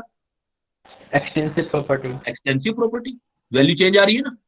वॉल्यूम वेरी करेगा नहीं करेगा बेटा? करेगा सर। करेगा। इसका मतलब वॉल्यूम कैसा हो गया? Extensive property. Extensive. Extensive. Density very करेगी नहीं करेगी? नहीं करेगी सर। नहीं नहीं करेगी। करेगी। उसी वाटर की, चाहे आपने जितना भी उठाया है उसमें से। इसका मतलब डेंसिटी कैसा हो गया बेटा आपका प्रॉपर्टी? Intensive property. अगर बॉयल करने लगूं वाटर को, तो पहले को पूरे को बॉयल किया, उसमें से कुछ हिस्सा निकाल के बॉयल किया, टेम्परेचर, तो बताओ टेम्परेचर वेरी करेगा नहीं करेगा? नहीं करेगा सर। नहीं करेगा। बॉइलिंग टेम्परेचर वही रहता है बेटा। इसका मतलब टेम्परेचर कैसी प्रॉपर्टी हो गया? Intensive Intensive. Property. Now is it clear? Yes, sir. Yes sir. ऐसे सर सोचना है। प्रेशर मतलब में डाउट है। प्रेशर बेटा, अगर मैं कह दूं कि आपके घर के एटमोस्फेयर का प्रेशर कितना है? 180 सर, 180। लेकिन अगर कोई ऐसे, जैसे जो हमने पीवी इक्वल टू एनआरटी के हिसाब से पढ़ा है, जैसे कोई गैस हो उसकी थोड़ी सी अमाउंट लो और ज्यादा नंबर ऑफ मोल्स लो तो तो प्रेशर तो वो तो आप चीजें मिक्स करोगे ना, चीजें कुछ मिलाओगे या घटाओगे, तब आएगा ना वॉल्यूम टेम्परेचर। कुछ तो चेंजेस करोगे प्रेशर चेंज करने के लिए। PV sir equal to volume NR. Temperature सब कुछ कांस्टेंट है और नंबर ऑफ फिर मोल सिर्फ फिर पहले कम लिए। हाँ, नंबर ऑफ मोल कम लिए तो बाद में नंबर ऑफ मोल चेंज कर दिए, तभी तो प्रेशर चेंज होगा। हाँ सर, तो नंबर ऑफ मोल्स एक तरह से अमाउंट ही तो हुआ कि पहले हमने कम अमाउंट लिया फिर ज्यादा। हाँ, तो अब आपने मास चेंज कर दिया ना, मास चेंज कर दिया। आप ये कह रहे हो कि sir PV is equal to NRT है, तो ये जो प्रेशर है इसमें कोई चीज चेंज नहीं करनी। आपने आपने कुछ एक अमाउंट फिक्स रख दिया। मैं यही तो बात समझा रहा हूँ आपको। जो अमाउंट फिक्स रख दिया ना, उसका प्रेशर चेक करना है आपने। अब जो अमाउंट फिक्स रख दिया, इसका कितना प्रेशर होगा? मैंने, अगर मैं ये कह दूं कि ये एक वेसल से ये दूसरा वेसल से, इसमें एयर भर दी मैंने, यहाँ प्रेशर कितना होगा? पी। यहाँ प्रेशर कितना होगा? पी। कि आप अमाउंट क्यों मिला रहे हो? अमाउंट तो मिलाना ही नहीं है ना, तभी तो प्रेशर लेना है। आप इतने हिस्से का देखोगे तब भी प्रेशर पी, इस हिस्से का तब भी पी, बीच वाले का तब भी पी, टोटल का तब भी पी। ऐसे देखना है ना आपने, मिक्स नहीं करना ना कुछ। एन बढ़ा यस दिया फिर सर। कुछ मिला दिया ना आपने।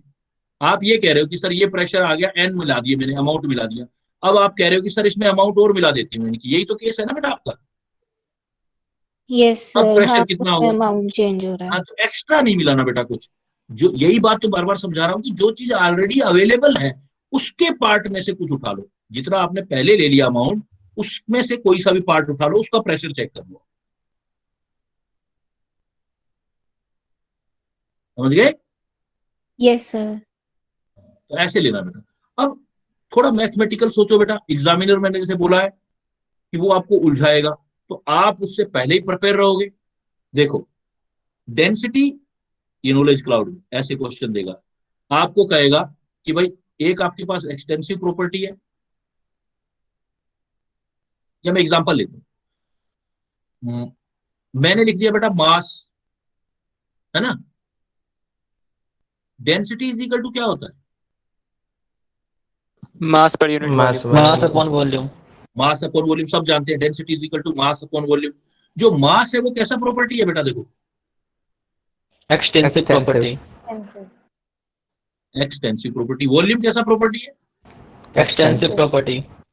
Extensive property. एग्जामिनर आपसे पूछेगा डेंसिटी कैसा प्रॉपर्टी है बेटा? Intensive Intensive. Property. Intensive property. Clear? तो इसका मतलब इन एक्सटेंसिव प्रॉपर्टी और एक्सटेंसिव प्रॉपर्टी का रेशियो किसके बराबर होता है? Intensive property के. Intensive Yes. प्रॉपर्टी। एग्जाम में ऐसे सोचना है। वो एग्जामिनर तो उलझाएगा आपको। ऐसे पूछेगा क्वेश्चन जैसे मैं पूछ रहा हूँ। मैं पूछूंगी एक्सटेंसिव प्रॉपर्टी और एक्सटेंसिव प्रॉपर्टी। दो एक्सटेंसिव प्रॉपर्टी है, सपोज एक एक्स है और एक वाई है, तो एक्स और वाई का रेशियो क्या होगा दो एक्सटेंसिव प्रॉपर्टी का? तो दो एक्सटेंसिव प्रॉपर्टी क्लियर कट है ना, ये भी एक्सटेंसिव ये भी एक्सटेंसिव। रेशियो क्या आ रहा है? इंटेंसिव। तो आंसर क्या दे दोगे आप? Intensive. अगर दो एक्सटेंसिव प्रॉपर्टी है तो उसका रेशियो इंटेंसिव प्रॉपर्टी होगा, फिक्स हो जाएगा वो। तो आपसे ऐसे क्वेश्चन पूछेगा तो आपने रियलाइज करना है कि कोई ऐसा एग्जांपल किया है क्या, ये याद कर लो। दो एक्सटेंसिव प्रॉपर्टी का इंटेंसिव एग्जांपल पूछेगा तो क्या शेयर करोगे बेटा? डेंसिटी Density इक्वल्स और टू मास अब बाय इसी वॉल्यूम। क्वेश्चन, हाँ इसी पॉइंट से घुमाते रहो। मैं आपसे पूछूं कि इंटेंसिव प्रॉपर्टी को एक्सटेंसिव प्रॉपर्टी से मल्टीप्लाई कर दूं तो कैसी प्रॉपर्टी बनेगी? Extensive property. कुछ नहीं करना बेटा, आपको अपना माइंड यूज करना है। ऊपर आपने एक पढ़ रखा है, ऐसा कोई भी, ये एक बेसिक फार्मूला है, बहुत छोटा है, जितने फार्मूले पढ़ोगे उसमें से ये चीज निकाल लेना। डेंसिटी इंटेंसिव है, डेंसिटी रेशियो है एक्सटेंसिव और एक्सटेंसिव का। अब मुझे क्या करना है, इस डेंसिटी को ऐसे भी लिख सकता हूँ, D into V is equal to M. लिख सकते हैं नहीं लिख सकते अपने इसको? यस तो सर। डी कैसी प्रॉपर्टी होगी बेटा? इंटेंसिव। इंटेंसिव। और इंटेंसिव। एम वी कैसी प्रॉपर्टी हो गई? एक्सटेंसिव। एक्सटेंसिव। एक्सटेंसिव। तो अब ये इन दोनों का रेशियो क्या आ गया आपके पास? एक्सटेंसिव। एक्सटेंसिव। तो दोनों का रेशियो एक्सटेंसिव। तो एक्सटेंसिव एक्सटेंसिव का रेशियो इंटेंसिव, हाँ दोनों इंटेंसिव हो गए तो रेशियो तो इंटेंसिव ही रहना है, फिर तो कोई प्रॉब्लम ही नहीं। दो एक्सटेंसिव का रेशियो इंटेंसिव, इंटेंसिव और एक्सटेंसिव ये एक्सटेंसिव हो जाएगा। जीरो एक्सटेंस, अगर दोनों एक्सटेंसिव का मल्टीप्लाई कर दे बेटा फिर क्या होगा? दोनों एक्सटेंसिव का मल्टी फिर एक्सटेंसिव ही रहना है, फिर आपका क्या रहना है? आपका एक्सटेंसिव ही जो है वो रहना है, दोनों एक्सटेंसिव है। तो ऐसे कुछ एग्जांपल्स भी आप सर इसका कोई कंपैरेटिव एग्जांपल है? हाँ निकाल सकते हैं बहुत सारे। हमारे पास जैसे प्रॉपर्टी है, ऐसी कोई दो प्रॉपर्टी सिलेक्ट करो जो दो एक्सटेंसिव प्रॉपर्टी और इससे नई प्रॉपर्टी बनती हो जिसको आप जानते हो। जैसे अभी देखा था, P V is equal to, एक इक्वेशन पढ़ते हो आप, NRT. Sir NRT. NRT. NRT तो इसमें तो चार वेरिएबल हो गए, चलो कोई और ले लेते जो आप रिलेट करो जिससे, ये हमारे पास क्या लेना चाहते हैं हम? Extensive into extensive, extensive into extensive.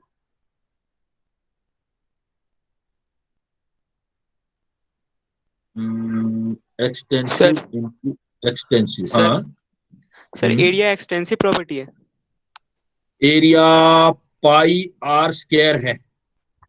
अगर मैं यस एरिया लूंगा इतनी जगह का, देखो तो एरिया, और इसमें से इतनी जगह का एरिया लूंगा तो वैल्यू अलग अलग आएंगी ना, यस सर, हाँ इसी एक्सटेंसिव। में से, तो एक्सटेंसिव प्रॉपर्टी हो जाएगा। तो आप देखो कोई ऐसा ले लो कि भाई फिजिक्स से मतलब केमिस्ट्री से रिलेटेड लेते हैं अपने, जैसे कोई ऐसी प्रॉपर्टी जो केमिस्ट्री से रिलेटेड आ रही हो आपकी, जैसे जैसे मास हो गया, और मास को किसी चीज से मल्टीप्लाई करते हैं अपने,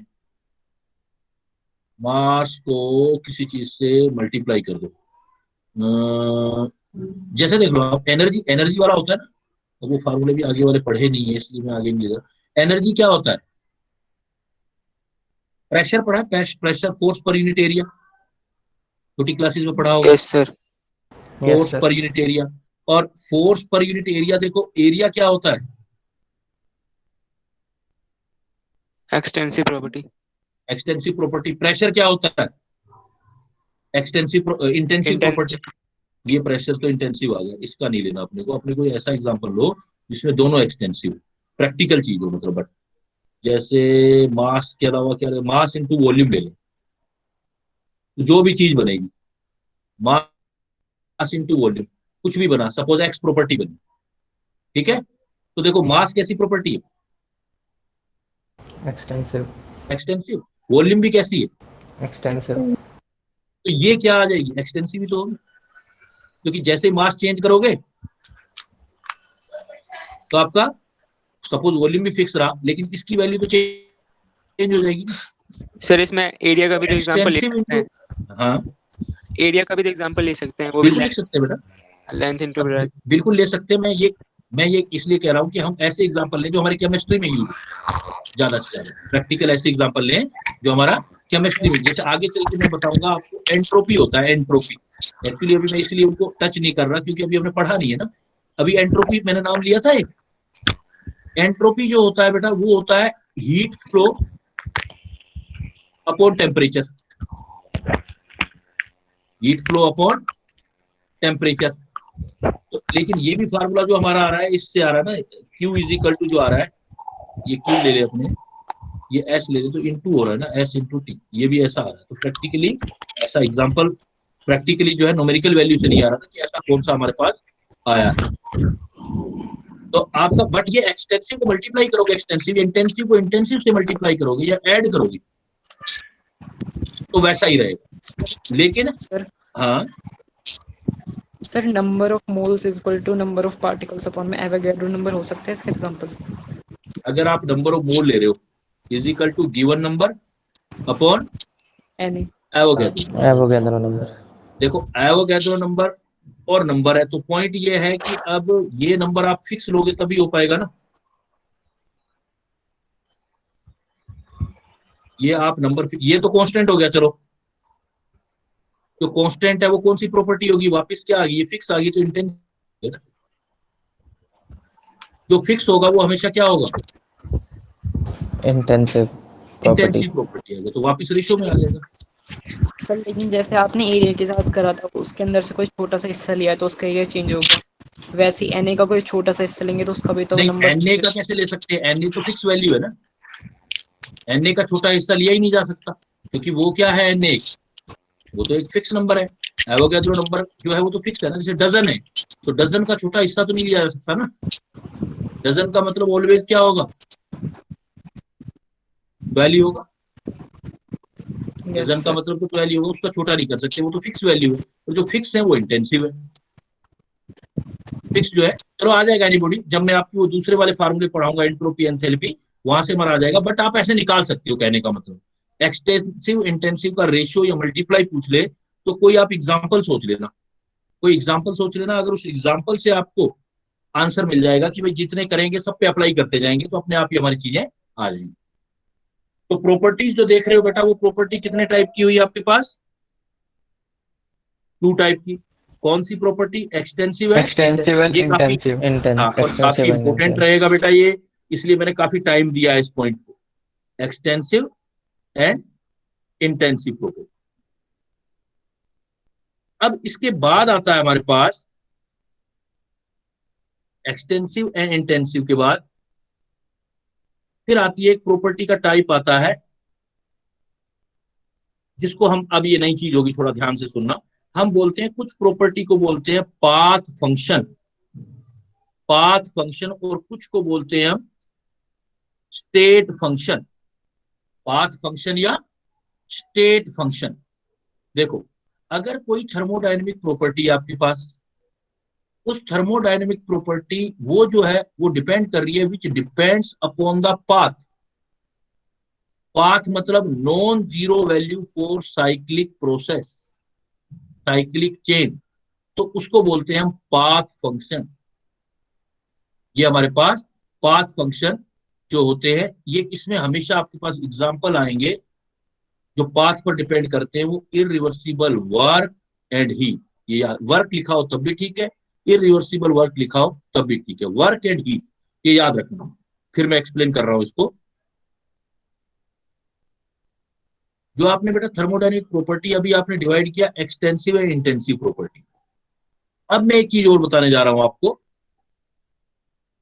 उसी तरह प्रॉपर्टी को आप 2 चीजों में और डिवाइड कर सकते हो, और इन चीजों को बोलते हो आप पाथ फंक्शन। थोड़ा मैथमेटिकल है, ध्यान देना बेटा, थोड़ा ये वाला पॉइंट। एक होता है path function property, state function, path function and path function. Mathematics में फंक्शन का मतलब होता है जो डिपेंड करता है, जो पाथ पर डिपेंड करते हैं, एंड स्टेट फंक्शन, फंक्शन का मतलब जो डिपेंड करता है, जो स्टेट पर डिपेंड करता है। तो ऐसी प्रॉपर्टी होती है thermodynamic property.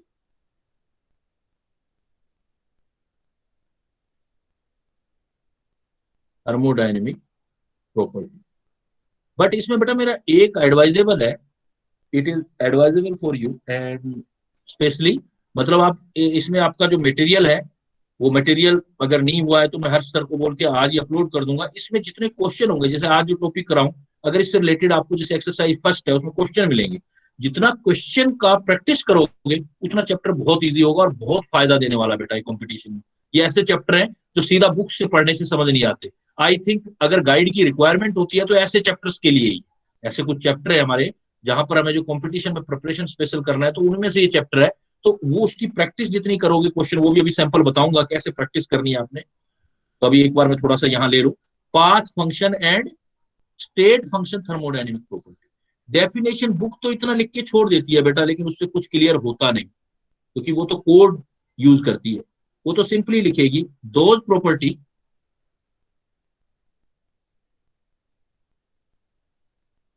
Which depends upon,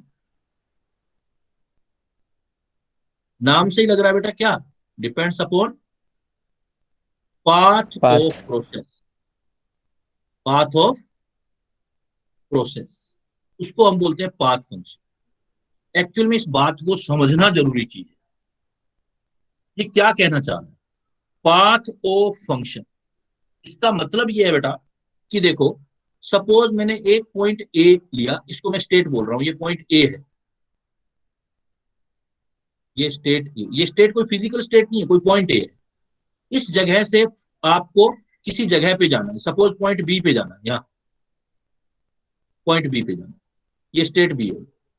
और यहां से आप, मतलब ये चेंजेस है, ये चेंज किया आपने, कोई भी सिस्टम में कोई सा भी चेंज किया है, ए से बी में चले गया।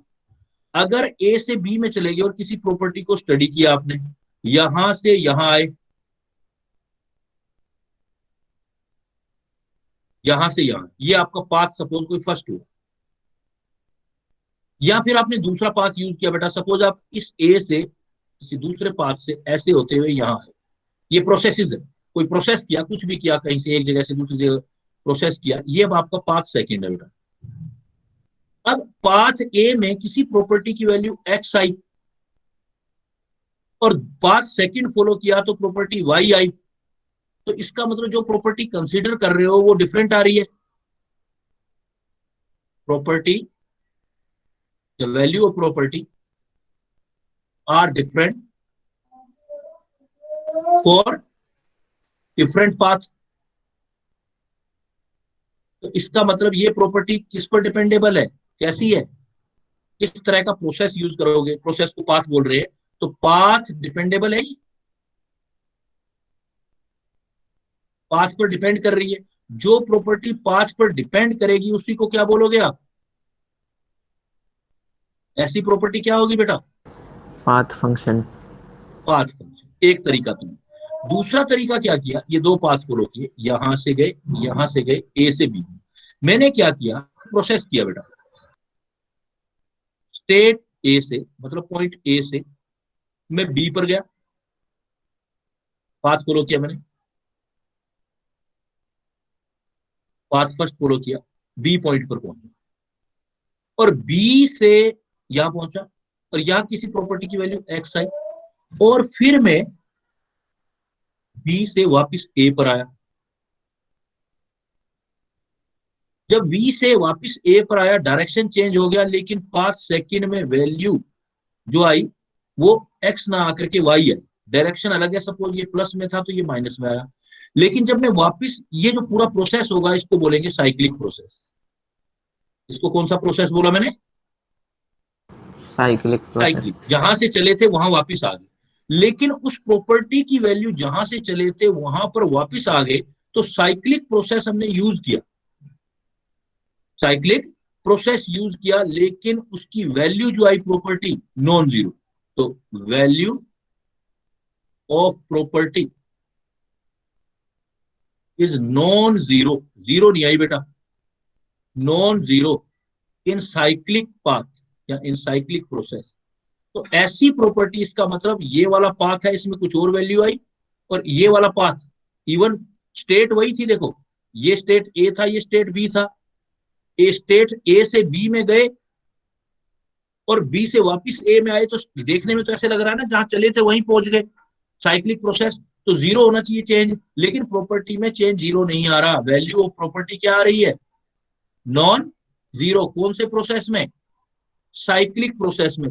तब इस प्रोसेस का मतलब ये है, ये पाथ पर डिपेंड कर रहा है बेटा, स्टेट पर डिपेंड नहीं कर रहा है। स्टेट अगर डिपेंड करता तो जहां से चला था वहीं पहुंच गया, जीरो होना चाहिए था, तो नॉन जीरो। तो ऐसे फंक्शन को ही, ऐसी प्रॉपर्टी को ही क्या बोलेंगे हम? Path function. इसका मतलब ये है, ऐसे अब हमें प्रैक्टिकली सोचते हैं ऐसी कौन से भाई प्रॉपर्टी हो सकती है जो पाथ पर डिपेंड करती है। तो ऐसे जो एग्जांपल दोगे बेटा पाथ फंक्शन का, वो आप दोगे वर्क एंड हीट। क्या एग्जांपल दोगे? Work and heat. Work and heat जो है वो पाथ फंक्शन। कैसे समझने के लिए एक मैं प्रैक्टिकल एग्जांपल देता हूं। सपोज एक स्टूडेंट है, उस स्टूडेंट को मैंने कहा कि ऐसे करो, ऊपर जाओ आप और ऊपर वाले रूम से, वहां जाकर के ऊपर वाले रूम से ये चीज उठा लो आप, सपोज डस्टर उठा लो। स्टूडेंट ए को बोला और एक स्टूडेंट बी को बोला मैंने तुम भी उठा के लाओ। तो अब स्टूडेंट ए गया बेटा ऊपर वाले रूम में गया और वो गया स्टेयर से, सीढ़ियों से गया और चीज उठा के लाया। और एक स्टूडेंट था, उसने क्या किया, उसने देखा कि साइड में लिफ्ट लगी हुई है, उसमें चढ़ गया फटाफट और वापस लेके आ गया। तो अब देखो, जहां से गए थे वापस दोनों पहुंचे, तो क्या वर्क जो प्रॉपर्टी है उसकी वैल्यू दोनों के लिए सेम आएगी बेटा? No sir. नो नहीं सर। आएगी। इसका मतलब वर्क जैसी प्रॉपर्टी किस पर डिपेंड कर रही है? प्रोसेस। पाथ का मतलब यहाँ डिस्प्लेसमेंट नहीं है बेटा। जैसे वर्क में पढ़ते हो आप फोर्स इनटू डिस्प्लेसमेंट, पाथ का मतलब डिस्प्लेसमेंट नहीं लेना, पाथ का मतलब प्रोसेस लेना है। तो पहले वाले स्टूडेंट ने कौन सा प्रोसेस यूज किया बेटा? Path function. मतलब प्रोसेस कौन सा यूज किया? प्रोसेस को वो पाथ बोल रहा है यहाँ पे, प्रोसेस को पाथ बोल रहा है। तो कौन सा यूज किया उसने? स्टीयर वाला। उसमें उसकी एनर्जी ज्यादा खर्च हुई। और जो दूसरे वाला था उसने क्या यूज किया? लिफ्ट। लिफ्ट वाला। लिफ्ट। वर्क तो दोनों ने किया, लेकिन वर्क की वैल्यू दोनों में अलग अलग आई। तो इसका मतलब दोनों के पाथ अलग थे तो वैल्यू भी अलग आई। तो ऐसी प्रॉपर्टी को क्या बोलोगे आप? Path function. दूसरा एग्जांपल इसका क्या? वर्क के साथ हीट। सपोज किसी आदमी को हम हीट देते हैं, और हीट कहां से दी हमने? एक को कैंडल से हीट दिया मैंने, प्रोसेस कैंडल यूज किया। उसकी उंगली पकड़ी एक स्टूडेंट की उंगली पकड़ करके और मैं उसको कैंडल के ऊपर ले गया। और दूसरे स्टूडेंट का मैंने उंगली पकड़ा और उस उंगली को पकड़ करके और मैं सपोज इलेक्ट्रिक शॉक में दे दिया, इलेक्ट्रिक शॉक। तो क्या दोनों के लिए जो हीट था वो सेम रहेगा? क्योंकि प्रोसेस दोनों के लिए जो है वो पाथ अलग अलग है, प्रोसेस अलग अलग है, तो हीट का वैल्यू क्या आएगा दोनों के लिए बेटा? डिफरेंट। तो आप अब जनरली अब बहुत सारी बच्चों के लिए हो सकता है कि ये जो कैलकुलेशन जो कर रहे हैं अपने, ये कैलकुलेशन थोड़ी डिफिकल्ट हो, तो वो बच्चे याद रख लेना कि वर्क और हीट कैसा फंक्शन होते हैं। तो शॉर्टकट, लॉन्ग कट जा करके तो शॉर्टकट में आ रहे हैं। तो शॉर्टकट ये है कि वर्क और हीट हमेशा कौन सा फंक्शन रहेंगे? आपको याद रखना है, पाथ फंक्शन। कौन सा फंक्शन रहेंगे? Path function. कहने का मतलब, अगर मैं सपोज मैं बोलूं कि यहां से ये पॉइंट देखो, ऐसों को क्या बोलते हैं कि मैं बोलूं यहां से ए, स्टेट ए से बी में गए और वर्क हुआ W1 सपोज,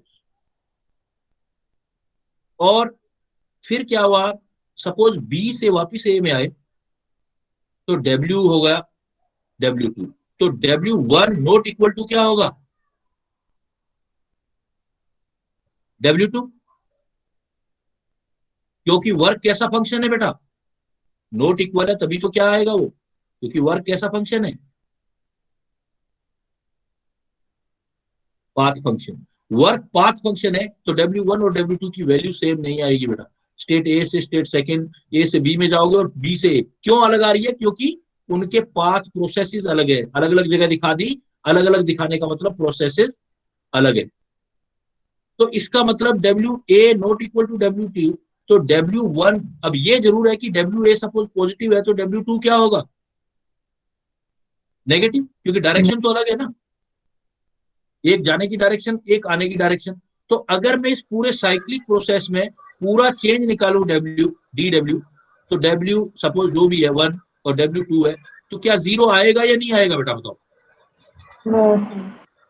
नो सर। नहीं आएगा ना। तो चेंज इन जो वर्क है वो जीरो नहीं आ रहा है, मतलब नॉन जीरो आ रहा है।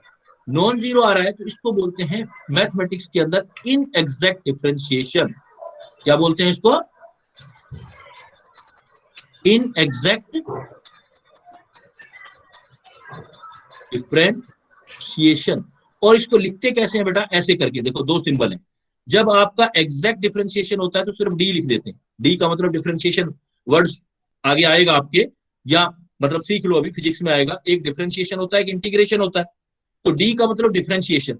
तो डिफरेंशिएशन अगर वर्क का करूंगा तो इनएग्जैक्ट आएगा, तो आप सिंबल ऐसे लिखोगे। ये सिंबल लगाने का मतलब यही चीज है। ये चीज ये शो कर रही है, मैंने ऐसे क्रॉस कर दिया ना, ऐसे करके ऐसे क्रॉस कर दिया, तो इसका मतलब ये इनएग्जैक्ट डिफरेंशिएशन हो गया। इसका मतलब ये क्या चीज है? पाथ फंक्शन है। मैथमेटिकली शॉर्टकट में ऐसे लिखेंगे। इनएग्जैक्ट डिफरेंशिएशन का मतलब ये हुआ कि बेटा सपोज साइक्लिक प्रोसेस करूं मैं, ऐसे साइकिल, तो अगर साइक्लिक प्रोसेस करूं तो उसकी वैल्यू क्या नहीं आएगी? जो भी प्रॉपर्टी है, मान लो इस साइक्लिक प्रोसेस में, जीरो नहीं आएगी। ये सिंबल है, इस साइक्लिक प्रोसेस में टोटल इंटीग्रेशन करूं तो टोटल जो W होगा उसकी वैल्यू क्या नहीं आएगी? जीरो नहीं आएगी। जीरो नहीं नहीं आएगी। आएगी। जीरो नहीं आएगी, इसी को हम ऐसे लिखते हैं। तो इसका मतलब आपके जो पाथ फंक्शन है वो दो ही है ना। क्या नाम बताए मैंने? Work function and work and heat. तो दूसरा इनएग्जैक्ट डिफरेंशिएशन क्या होगा? हीट। हीट को किससे लिखते हो बेटा आप? क्यू से। क्यू तो से। क्यू को ऐसे लिखा होगा तो गलत है बेटा। कैसे लिखना पड़ेगा मुझे? क्योंकि इसको कौन सा फंक्शन बनाना है मुझे? Path function. इनएग्जैक्ट मतलब पाथ फंक्शन, तो ऐसे लिखना पड़ेगा। मतलब अगर एक पूरे साइकिल, ये साइकिल चला दूं, साइक्लिक प्रोसेस में पूरे क्यू की वैल्यू निकालूं, तो नॉट इक्वल टू क्या आएगा? जीरो। तो समझने वाली बातें तो ये है। ये बुक्स में कुछ नहीं लिखा होगा। बुक्स में तो बस एक डेफिनेशन लिखी होगी। बुक्स में डेफिनेशन क्या लिखी होगी? अब देखो सिंपली पाथ फंक्शन, तो पाथ फंक्शन की डेफिनेशन आप देखो, आप जरा, तो पाथ फंक्शन की डेफिनेशन क्या होगी? Those property which depends upon path of process. हो गया काम। स्कूल में तो इतने से ही चल जाएगा, लेकिन कंपटीशन में इसका मतलब समझना पड़ेगा। इस बात का मतलब क्या हुआ? इस बात का मतलब ये हुआ, value of property are different for different path या प्रोसेस, तब उसको बोलते हैं पाथ डिपेंडेबल या पाथ फंक्शन।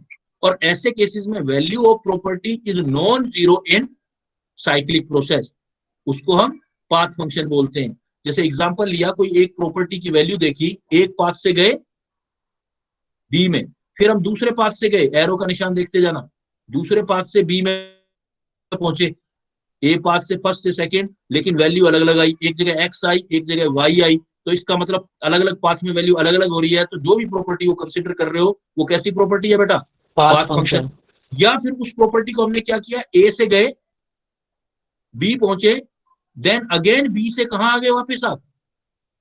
ए। ए। तब भी तो पाथ तो अलग अलग हुए ना। फॉलो, एक पाथ ए हुआ और पाथ बी हुआ, दोनों की प्रॉपर्टी अलग अलग आएगी। और दोनों की प्रॉपर्टी अलग आएगी तो जहां चले वहीं पहुंचोगे, तो वहां पहुंचने पर भी उसका जो चेंज है, दोनों का चेंज क्या नहीं आएगा? जीरो नहीं आएगा। जीरो नहीं आएगा, नॉन जीरो आएगा। तो ऐसे को हम बोलते हैं, साइक्लिक प्रोसेस में नॉन जीरो आता है तो पाथ फंक्शन। और इसके दो एग्जांपल है बेटा, दो प्रॉपर्टी हैं जो इस कैटेगरी में आती हैं। एक आता है वर्क और दूसरा आता है हीट। इसलिए जब पाथ फंक्शन जब भी होगा तो नॉन जीरो आएगा, तो उसका दिखने का एक तो ये तरीका है, या इसको मैथमेटिकली हम बोलते हैं इन एग्जैक्ट डिफरेंशिएशन। रिप्रेजेंट करने का डी में करना है तो डी लिख के क्रॉस कर देना। डी मतलब डिफरेंशिएशन, या मतलब नोट, तो एग्जैक्ट नहीं होगा, इन एग्जैक्ट डिफरेंशिएशन आएगा। और ऐसे ही डी क्यू लिख देंगे। अब दूसरी प्रॉपर्टी क्या बताई थी बेटा? मैंने एक स्टेट फंक्शन बताया था, दूसरा एक पाथ फंक्शन बताया था, दूसरा मैंने क्या लिखा था? State state function. फंक्शन। अब सिंपली वो सारी चीज अप्लाई कर दो। तो सिंपल देखने में क्या लगता है? स्टेट फंक्शन क्या होगा? Those property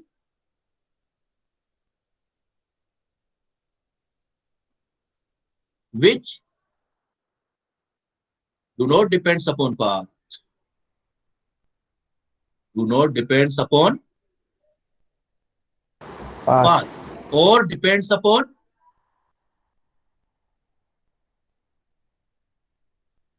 final or initial state of process, final और इनिशियल स्टेट ऑफ प्रोसेस, जो स्टेट पे डिपेंड करेगा, पाथ पर डिपेंड नहीं करेगा। इसका मतलब चाहे डिफरेंट पाथ में हो लेकिन प्रॉपर्टी सेम आएगी। जैसे एग्जांपल, वही वाला एग्जांपल ले रहा हूं, देखो सपोज ये हमारे पास स्टेट ए है, that is the state A and that is the state B,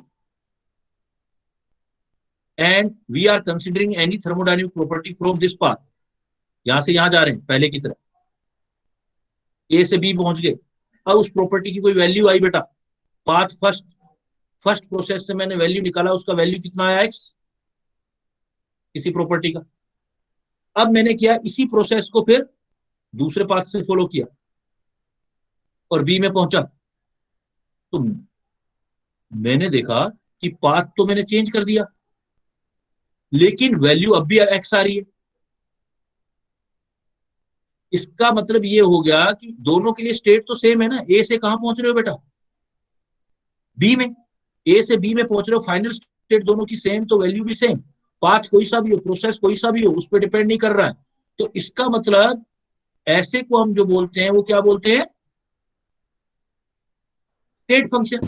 तो स्टेट फंक्शन कौन से होते हैं, मैं ये भी तो बोल सकता हूँ इस डायग्राम को देख करके। स्टेट फंक्शन वो होते हैं value remain same for different path, for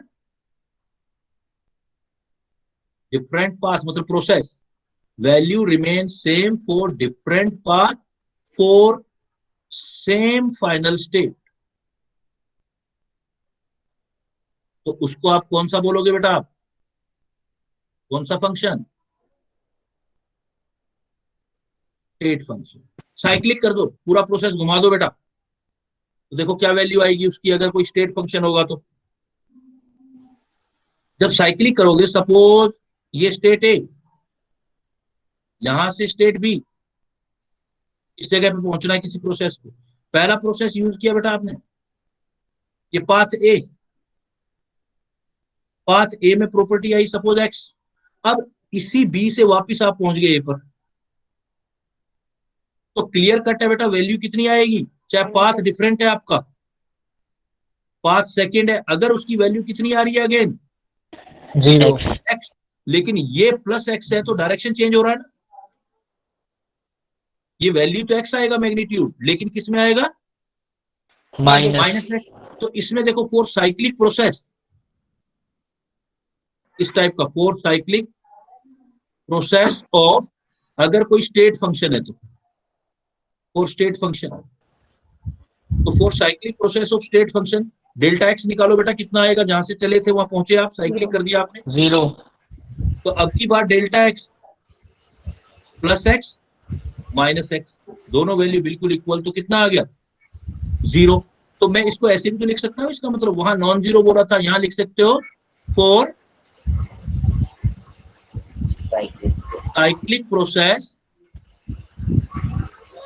if value is, पहले में 0 आई थी, अब क्या नॉन जीरो आई थी, अब क्या आएगी, 0। और cyclic process if value is 0 then भी वो कौन सा फंक्शन हो जाएगा, इसका मतलब स्टेट फंक्शन। इसको भी बेटा आप कौन सा फंक्शन बोलोगे, स्टेट फंक्शन। इसका मतलब साइक्लिक प्रोसेस है तो दो बातें होगी ना, इसका मतलब डेल्टा एक्स 0 आ रहा है, तो जितना देखो इधर से बढ़ता चला गया, ऐसे सपोज बढ़ रहा है, प्लस में हो रहा है, और सेम उसी फॉर्म में उसी अपोजिट साइड में चलेगी उसी जगह पे, तो क्या होता चला गया, उतना ही वापस कम होता चला गया। तो जहां पहुंचे वहां पर वैल्यू उतनी ही आ गई, तो ये तो बिल्कुल एग्जैक्ट डिफरेंशिएशन हो गया। तो जो स्टेट फंक्शन होगा वो कौन सा फंक्शन होगा, इसका मतलब एग्जैक्ट डिफरेंशिएशन। पाथ फंक्शन कैसा था, इनएग्जैक्ट, लेकिन ये कैसा है, एग्जैक्ट। एग्जैक्ट है तो साइक्लिक प्रोसेस के लिए कैसे लिख सकते हो बेटा आप, कोई भी प्रॉपर्टी है तो साइक्लिक प्रोसेस, सपोज कोई भी प्रॉपर्टी आप ले रहे हो तो उसकी वैल्यू कितनी आएगी, कोई भी प्रॉपर्टी, ए प्रॉपर्टी है तो उसकी वैल्यू कितना आएगा, 0। तो एग्जैक्ट डिफरेंशिएशन होता है तो बेटा डी लिख देते हैं हम, ऐसे डी, अब काटेंगे नहीं, डी लिखेंगे एग्जैक्ट में, और उसके लिए साइकिल बनाएंगे तो साइकिल की प्रॉपर्टी हम 0 कर देंगे। अब आपके जितने भी एग्जाम्पल रह जाएंगे इस चैप्टर में, जो स्टडी करना है आपने, दो को छोड़ के, आपको मैंने बोला था इस चैप्टर में we are going to study the thermodynamic property repeat बेटा, repeat, recall the property. First number क्या थी? वर्क। सेकंड क्या था? सर इसका एग्जांपल क्या है? वही बताने जा रहा हूँ ना, इसलिए तो रिपीट करवा रहा हूँ मैं आपको। मैंने प्रॉपर्टी लिखवाई अभी अभी स्टार्टिंग में, मैंने रिपीट कहा था, मैंने कहा प्रॉपर्टी को एक बार रिकॉल करो। कौन कौन सा प्रॉपर्टी था देखो बेटा उसमें? Work, heat flow, internal energy, enthalpy, entropy, gives free energy. Free energy. Work और हीट छोड़ के बाकी सारी प्रॉपर्टी कौन सी होंगी? वर्क और हीट छोड़ के जितनी पीछे रहेगी, कौन कौन सी पीछे रह गई थी? इंटरनल एनर्जी, एंथैल्पी, एंट्रोपी और एंथैल्पी, एंट्रोपी और गिव्स फ्री इंटरनल एनर्जी को यू से लिखते थे, एंथैल्पी, एंथैल्पी को बेटा किससे लिखते थे? एच से, एच, और एंट्रोपी एस। S, S. एक और बताई थी बेटा मैंने, gives free energy. Give free energy. ये सारी प्रॉपर्टी कैसी है?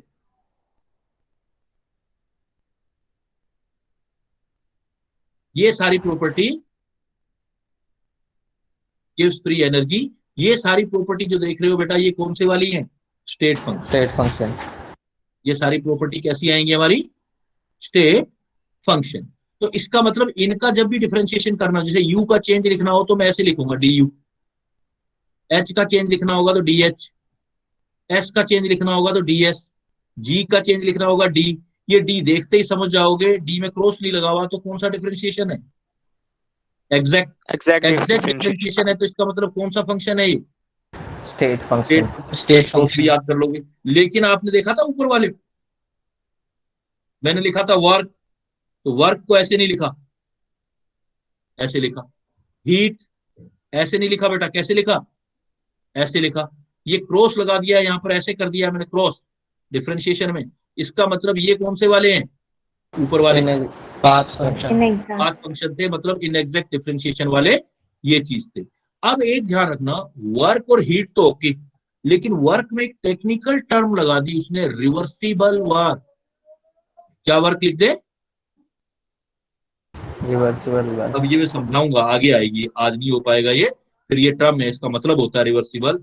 सिर्फ वर्क लिखा हुआ है, इरिवर्सिबल लिखा हुआ है, कुछ और लिखा हुआ है वर्क के साथ, स्टेट फंक्शन लगा देना। अगर वो लिख दे रिवर्सिबल वर्क, तो फिर ये आपका बेटा स्टेट फंक्शन होगा। Reversible work state. रिवर्सिबल का मतलब सिखाऊंगा, जब वर्क बहुत छोटे छोटे स्टेप्स में करते हैं हम, तो उसको रिवर्सिबल वर्क बोलते हैं। तो अभी ध्यान रखना है आपने। तो एक तो क्या है, आप देखो, आप सिंपली, बाकी जो ऊपर जो ज्यादा चीजें नहीं थी, आपकी दो ही चीजें समझने में ज्यादा प्रेशर लगा होगा आपके माइंड में। One is the extensive and intensive property, and second one is the state function and path function. State function and path function. Simply you can recall state function are only two. तो ये path function are only two. कौन कौन से? Work and heat. General work और heat लिखाओ, बाकी जो आ जाए internal energy, enthalpy, and इसी में से आएगा जो मैं दे रहा हूं, entropy, gives free energy. But work के आगे क्या वर्ड लिखाओ? रिवर्सिबल। तब ये आप इसको कौन से फंक्शन में लेना है? स्टेट फंक्शन में। सर रिवर्सिबल हीट नहीं हो सकता? रिवर्सिबल हीट जो है आपका, रिवर्सिबल हीट लोगे तो D Q by D T. Reversible अगर कंडीशन लगा दिया तब भी लग जाएगा बेटा, रिवर्सिबल हीट भी हो जाएगा, क्योंकि वो भी फिर उसी कंडीशन में आ गए। तो रिवर्सिबल कंडीशन आ जाए तो आपने ऐसे लेना, फिर रिवर्सिबल वर्क तक ये आपके ऐसे कैटेगरी के अंदर आ जाएंगे। सर ये सबके लिए हो सकता है रिवर्सिबल, जैसे नहीं, बाकी ये जो टर्म्स है? जनरली हमारे पास जो हम सिलेबस में पढ़ेंगे वो रिवर्सिबल वर्क पढ़ेंगे, ये हमारे सिलेबस में मेंशन है। उसका मतलब समझेंगे हम कि रिवर्सिबल क्या है, तो अपने आप आपको समझ आ जाएगा कि छोटे स्टेप्स में देखेंगे तो चेंज जो होता है नेग्लिजिबल होता है। जब छोटे स्टेप्स में कोई चेंज करते हैं, बहुत नेग्लिजिबल चेंज में, तो नेग्लिजिबल चेंज को जीरो ले सकते हो ना, इसलिए रिवर्सिबल लगाते हैं तो जीरो हो जाता है चेंज। वो आ जाएगा, कोई इश्यू नहीं है। अभी तो सिर्फ आप नेम रिकॉल करो कि ये स्टेट फंक्शन है और ये वाले पाथ फंक्शन। क्लियर बेटा? Clear? Yes sir, yes sir. तो ये जो है कुछ बेसिक्स है, अभी और रह गया है, लेकिन अभी हमारा टाइम कंप्लीट होने वाला है। तो अब मैं देखो आपको यहाँ कुछ ना, मैंने यहाँ शेयर किया है कुछ इस टाइप से कि प्रैक्टिस करने के लिए आप अपना मटेरियल है केल्विन वाला मटेरियल ओपन करना। अब जो है पहले वाले चैप्टर की तरह मत करना, मैं आपसे डिस्कस करूंगा, क्योंकि इसमें हमें जो काफी डिस्कस करना पड़ेगा। तो उसके अंदर आपको इस टाइप के कुछ क्वेश्चंस मिलेंगे, जैसे ये देखो, ये 9 नंबर क्वेश्चन लिखा है मैंने, which one is not a state function, which one is not a state function? तो वॉल्यूम। देखो इंटरनल एनर्जी कैसा फंक्शन हुआ? State function. स्टेट फंक्शन, ये तो आंसर नहीं हो सकता। और हीट कैसा हुआ देखो, तो याद Path किया हमने, function. पढ़ा है पाथ फंक्शन। पाथ फंक्शन, तो ये स्टेट फंक्शन हमारा नहीं। हीट एंथैल्पी आ गया, ये वॉल्यूम मैंने बोला, बाकी जितने भी होते हैं वो सारे क्या होते हैं हमारे? State function. State function. ऐसे ही देखो एक क्वेश्चन 10 नंबर वाला, बिल्कुल सिंपल टाइप के क्वेश्चन है ये। Which is the intensive property? Intensive temperature कैसी प्रॉपर्टी है बेटा? कांस्टेंट होती है प्रॉपर्टी। Yes sir, intensive है। टेम्परेचर कांस्टेंट रहता है, विस्कोसिटी कांस्टेंट रहता है किसी भी लिक्विड का, और Yes, डेंसिटी sir. भी कांस्टेंट रहता है। तो इसका मतलब आंसर क्या हो जाएगा हमारा? All. ऑल। क्लियर? ये देखो 11 नंबर क्वेश्चन मैंने दिया आपको, warming ammonium chloride with sodium hydroxide, जो भी है कोई भी रिएक्शन है, no issue, in a test tube is an example of. Test tube में किसी चीज को गर्म कर रहे हो, टेस्ट ट्यूब में गर्म कर, ओपन सिस्टम। Open system. हो गया ओपन सिस्टम। इसलिए जो होगी, practice makes the man perfect. आपको इसमें क्वेश्चन की प्रैक्टिस बहुत अच्छे से करनी है बेटा। अभी मैंने देखो इसमें दिया है, मैंने एक 12 नंबर क्वेश्चन और देख लो। A system is change from state A to state B by one path and from B to A by another path. कोई प्रॉपर्टी देख ली, if E1 and E2 are the corresponding change in internal energy, कहता है वो ए से B में ले जा रहे हो, इंटरनल एनर्जी है, तो इधर से ए से बी गए, इंटरनल एनर्जी की वैल्यू आई E1, और बी से कहता है वापिस ए आए, तो इंटरनल एनर्जी की वैल्यू आई E2। तो बताओ इनमें से कौन सी बात सही है? तो पहले तो ये पता होना चाहिए कि इंटरनल एनर्जी कौन सा फंक्शन है? State function. State function. State function है। Function. E1 और एक्चुअली ये प्लस होगा, तो ये E2 क्या होगा? वैल्यू तो सेम आएगी, माइनस। क्योंकि ये एक्स हो जाएगा, तो ये क्या आ जाएगा? Minus x. तो हमारे पास चेंज जो आएगा E1 plus E2 zero. Zero आ जाएगा। क्योंकि उसका वैसे बाय डेफिनेशन भी करा था हमने, बिकॉज इंटरनल एनर्जी कैसा है हमारे पास? इंटरनल एनर्जी, उसने वर्ड यूज कर दिया, और इंटरनल एनर्जी स्टेट फंक्शन होता है।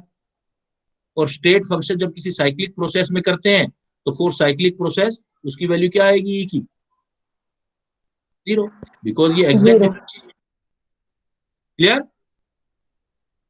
तो जैसे मैंने अभी बताया ना बेटा, ये प्रैक्टिस करनी है अब आपने, क्योंकि आगे वाले चैप्टर बड़े थोड़े जो है बड़ा, मतलब उसमें काफी लेबर की रिक्वायरमेंट है, तो जितना ज्यादा लेबर करोगे उतना बेनिफिट मिलेगा। बस वो सीधा सा फंडा है बेटा, जितनी ज्यादा प्रैक्टिस हार्ड करोगे उतने बड़े ऑफिसर बनोगे। तो ये वो चैप्टर है। बाकी तो देखो नॉर्मल होते हैं, जैसे एटॉमिक स्ट्रक्चर में थोड़ा बहुत कैलकुलेशन था, लेकिन पीरियोडिक टेबल वगैरह देखें आपने, तो उसमें कैलकुलेशन किया, याद ही करना है उसमें, तो है ना, ऐसे चैप्टर है। लेकिन अब जो चैप्टर स्टार्ट होंगे 2-3, फिर 1-2 चैप्टर मुश्किल है, फिर इजी आ जाएंगे, हाइड्रोजन, पी ब्लॉक, फिर ऐसे आप चलता रहेगा आपका। ठीक है बेटा? सर हाँ सर वो जो आपने हीट वाला एग्जांपल दिया था वो एक दे दो। हाँ, वो मैंने कहा कि सपोज मैं किसी बच्चे की उंगली पकड़ करके एक ले जाऊं किसी फ्लेम के ऊपर, कैंडल की फ्लेम है ना, वहां से हीट आ रही है कैंडल से, और एक मैंने क्या दे दिया, मान लो कोई और सोर्स ले लिया, प्रोसेस ही चेंज करना है ना, पाथ चेंज करना है आपने, सपोज कोई और ले लो आप, तो क्या दोनों साइड जो उसका हीट का उसको जो कंटेंट मिलेगा सेम मिलेगा या अलग अलग मिलेगा पाथ चेंज करने से? Sir different. तो जो पाथ पर डिपेंड कर रहा है डिफरेंट हो रहा है, पाथ बदलने से डिफरेंट आ रहा है, तो कौन सा फंक्शन बोलेंगे बेटा उसको? Path function. Clear? Yes sir.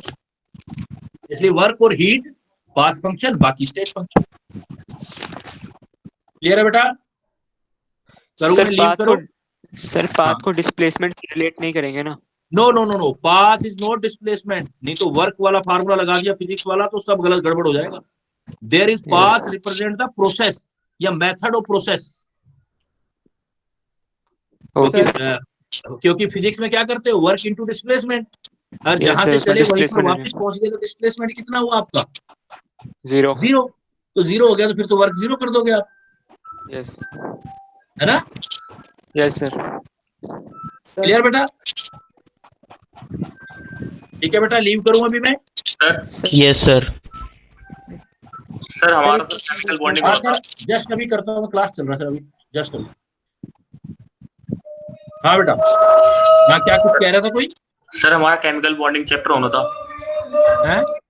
Sir chemical bonding chapter कराना था ना आपको। नहीं बेटा, अभी जो मेरे पास शेड्यूल है ना उसके अकॉर्डिंग आपका थर्मोडायनेमिक्स चलेगा, और जो आपके जो दूसरे बच्चे हैं जिनका केमिकल बॉन्डिंग नहीं हुआ है ना, वो आपका अलग से होगा, सेपरेट होगा ये। सर वो करवा देंगे, डोंट वरी, वो इजी चैप्टर है, मैं कभी भी उनको पैरेलल लेके ना करवा दूंगा, आपको दिक्कत नहीं आने दूंगा किसी भी चैप्टर में मैं आपको। Okay sir.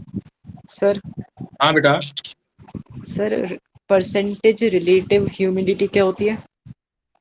Percentage related humidity ये होती है कि जनरली देखो आपने जो किसी के रिस्पेक्ट में जो हमारा एयर है उसमें कितना ह्यूमिडिटी है, और हम किसी चीज और के अंदर जो है किसी के रिस्पेक्ट में दे रखा है हमें, वो कितना ह्यूमिडिटी है। तो एक फार्मूला होता है इसका, जस्ट एक फार्मूला, वो फार्मूला जो आप मेरे से क्वेश्चन डाल देना व्हाट्सएप पे भेज दूंगा मैं उसको, क्योंकि और यहाँ सर- हमारा रिलेटेड नहीं है तो मैंने करवाया नहीं आपको, है ना। Sir vapour pressure? Vapour pressure भी ऐसा ही है बेटा, 12th में डिटेल आएगी। जैसे किसी लिक्विड को गर्म करते हो तो ऊपर वेपर बनती है ना, यस सर।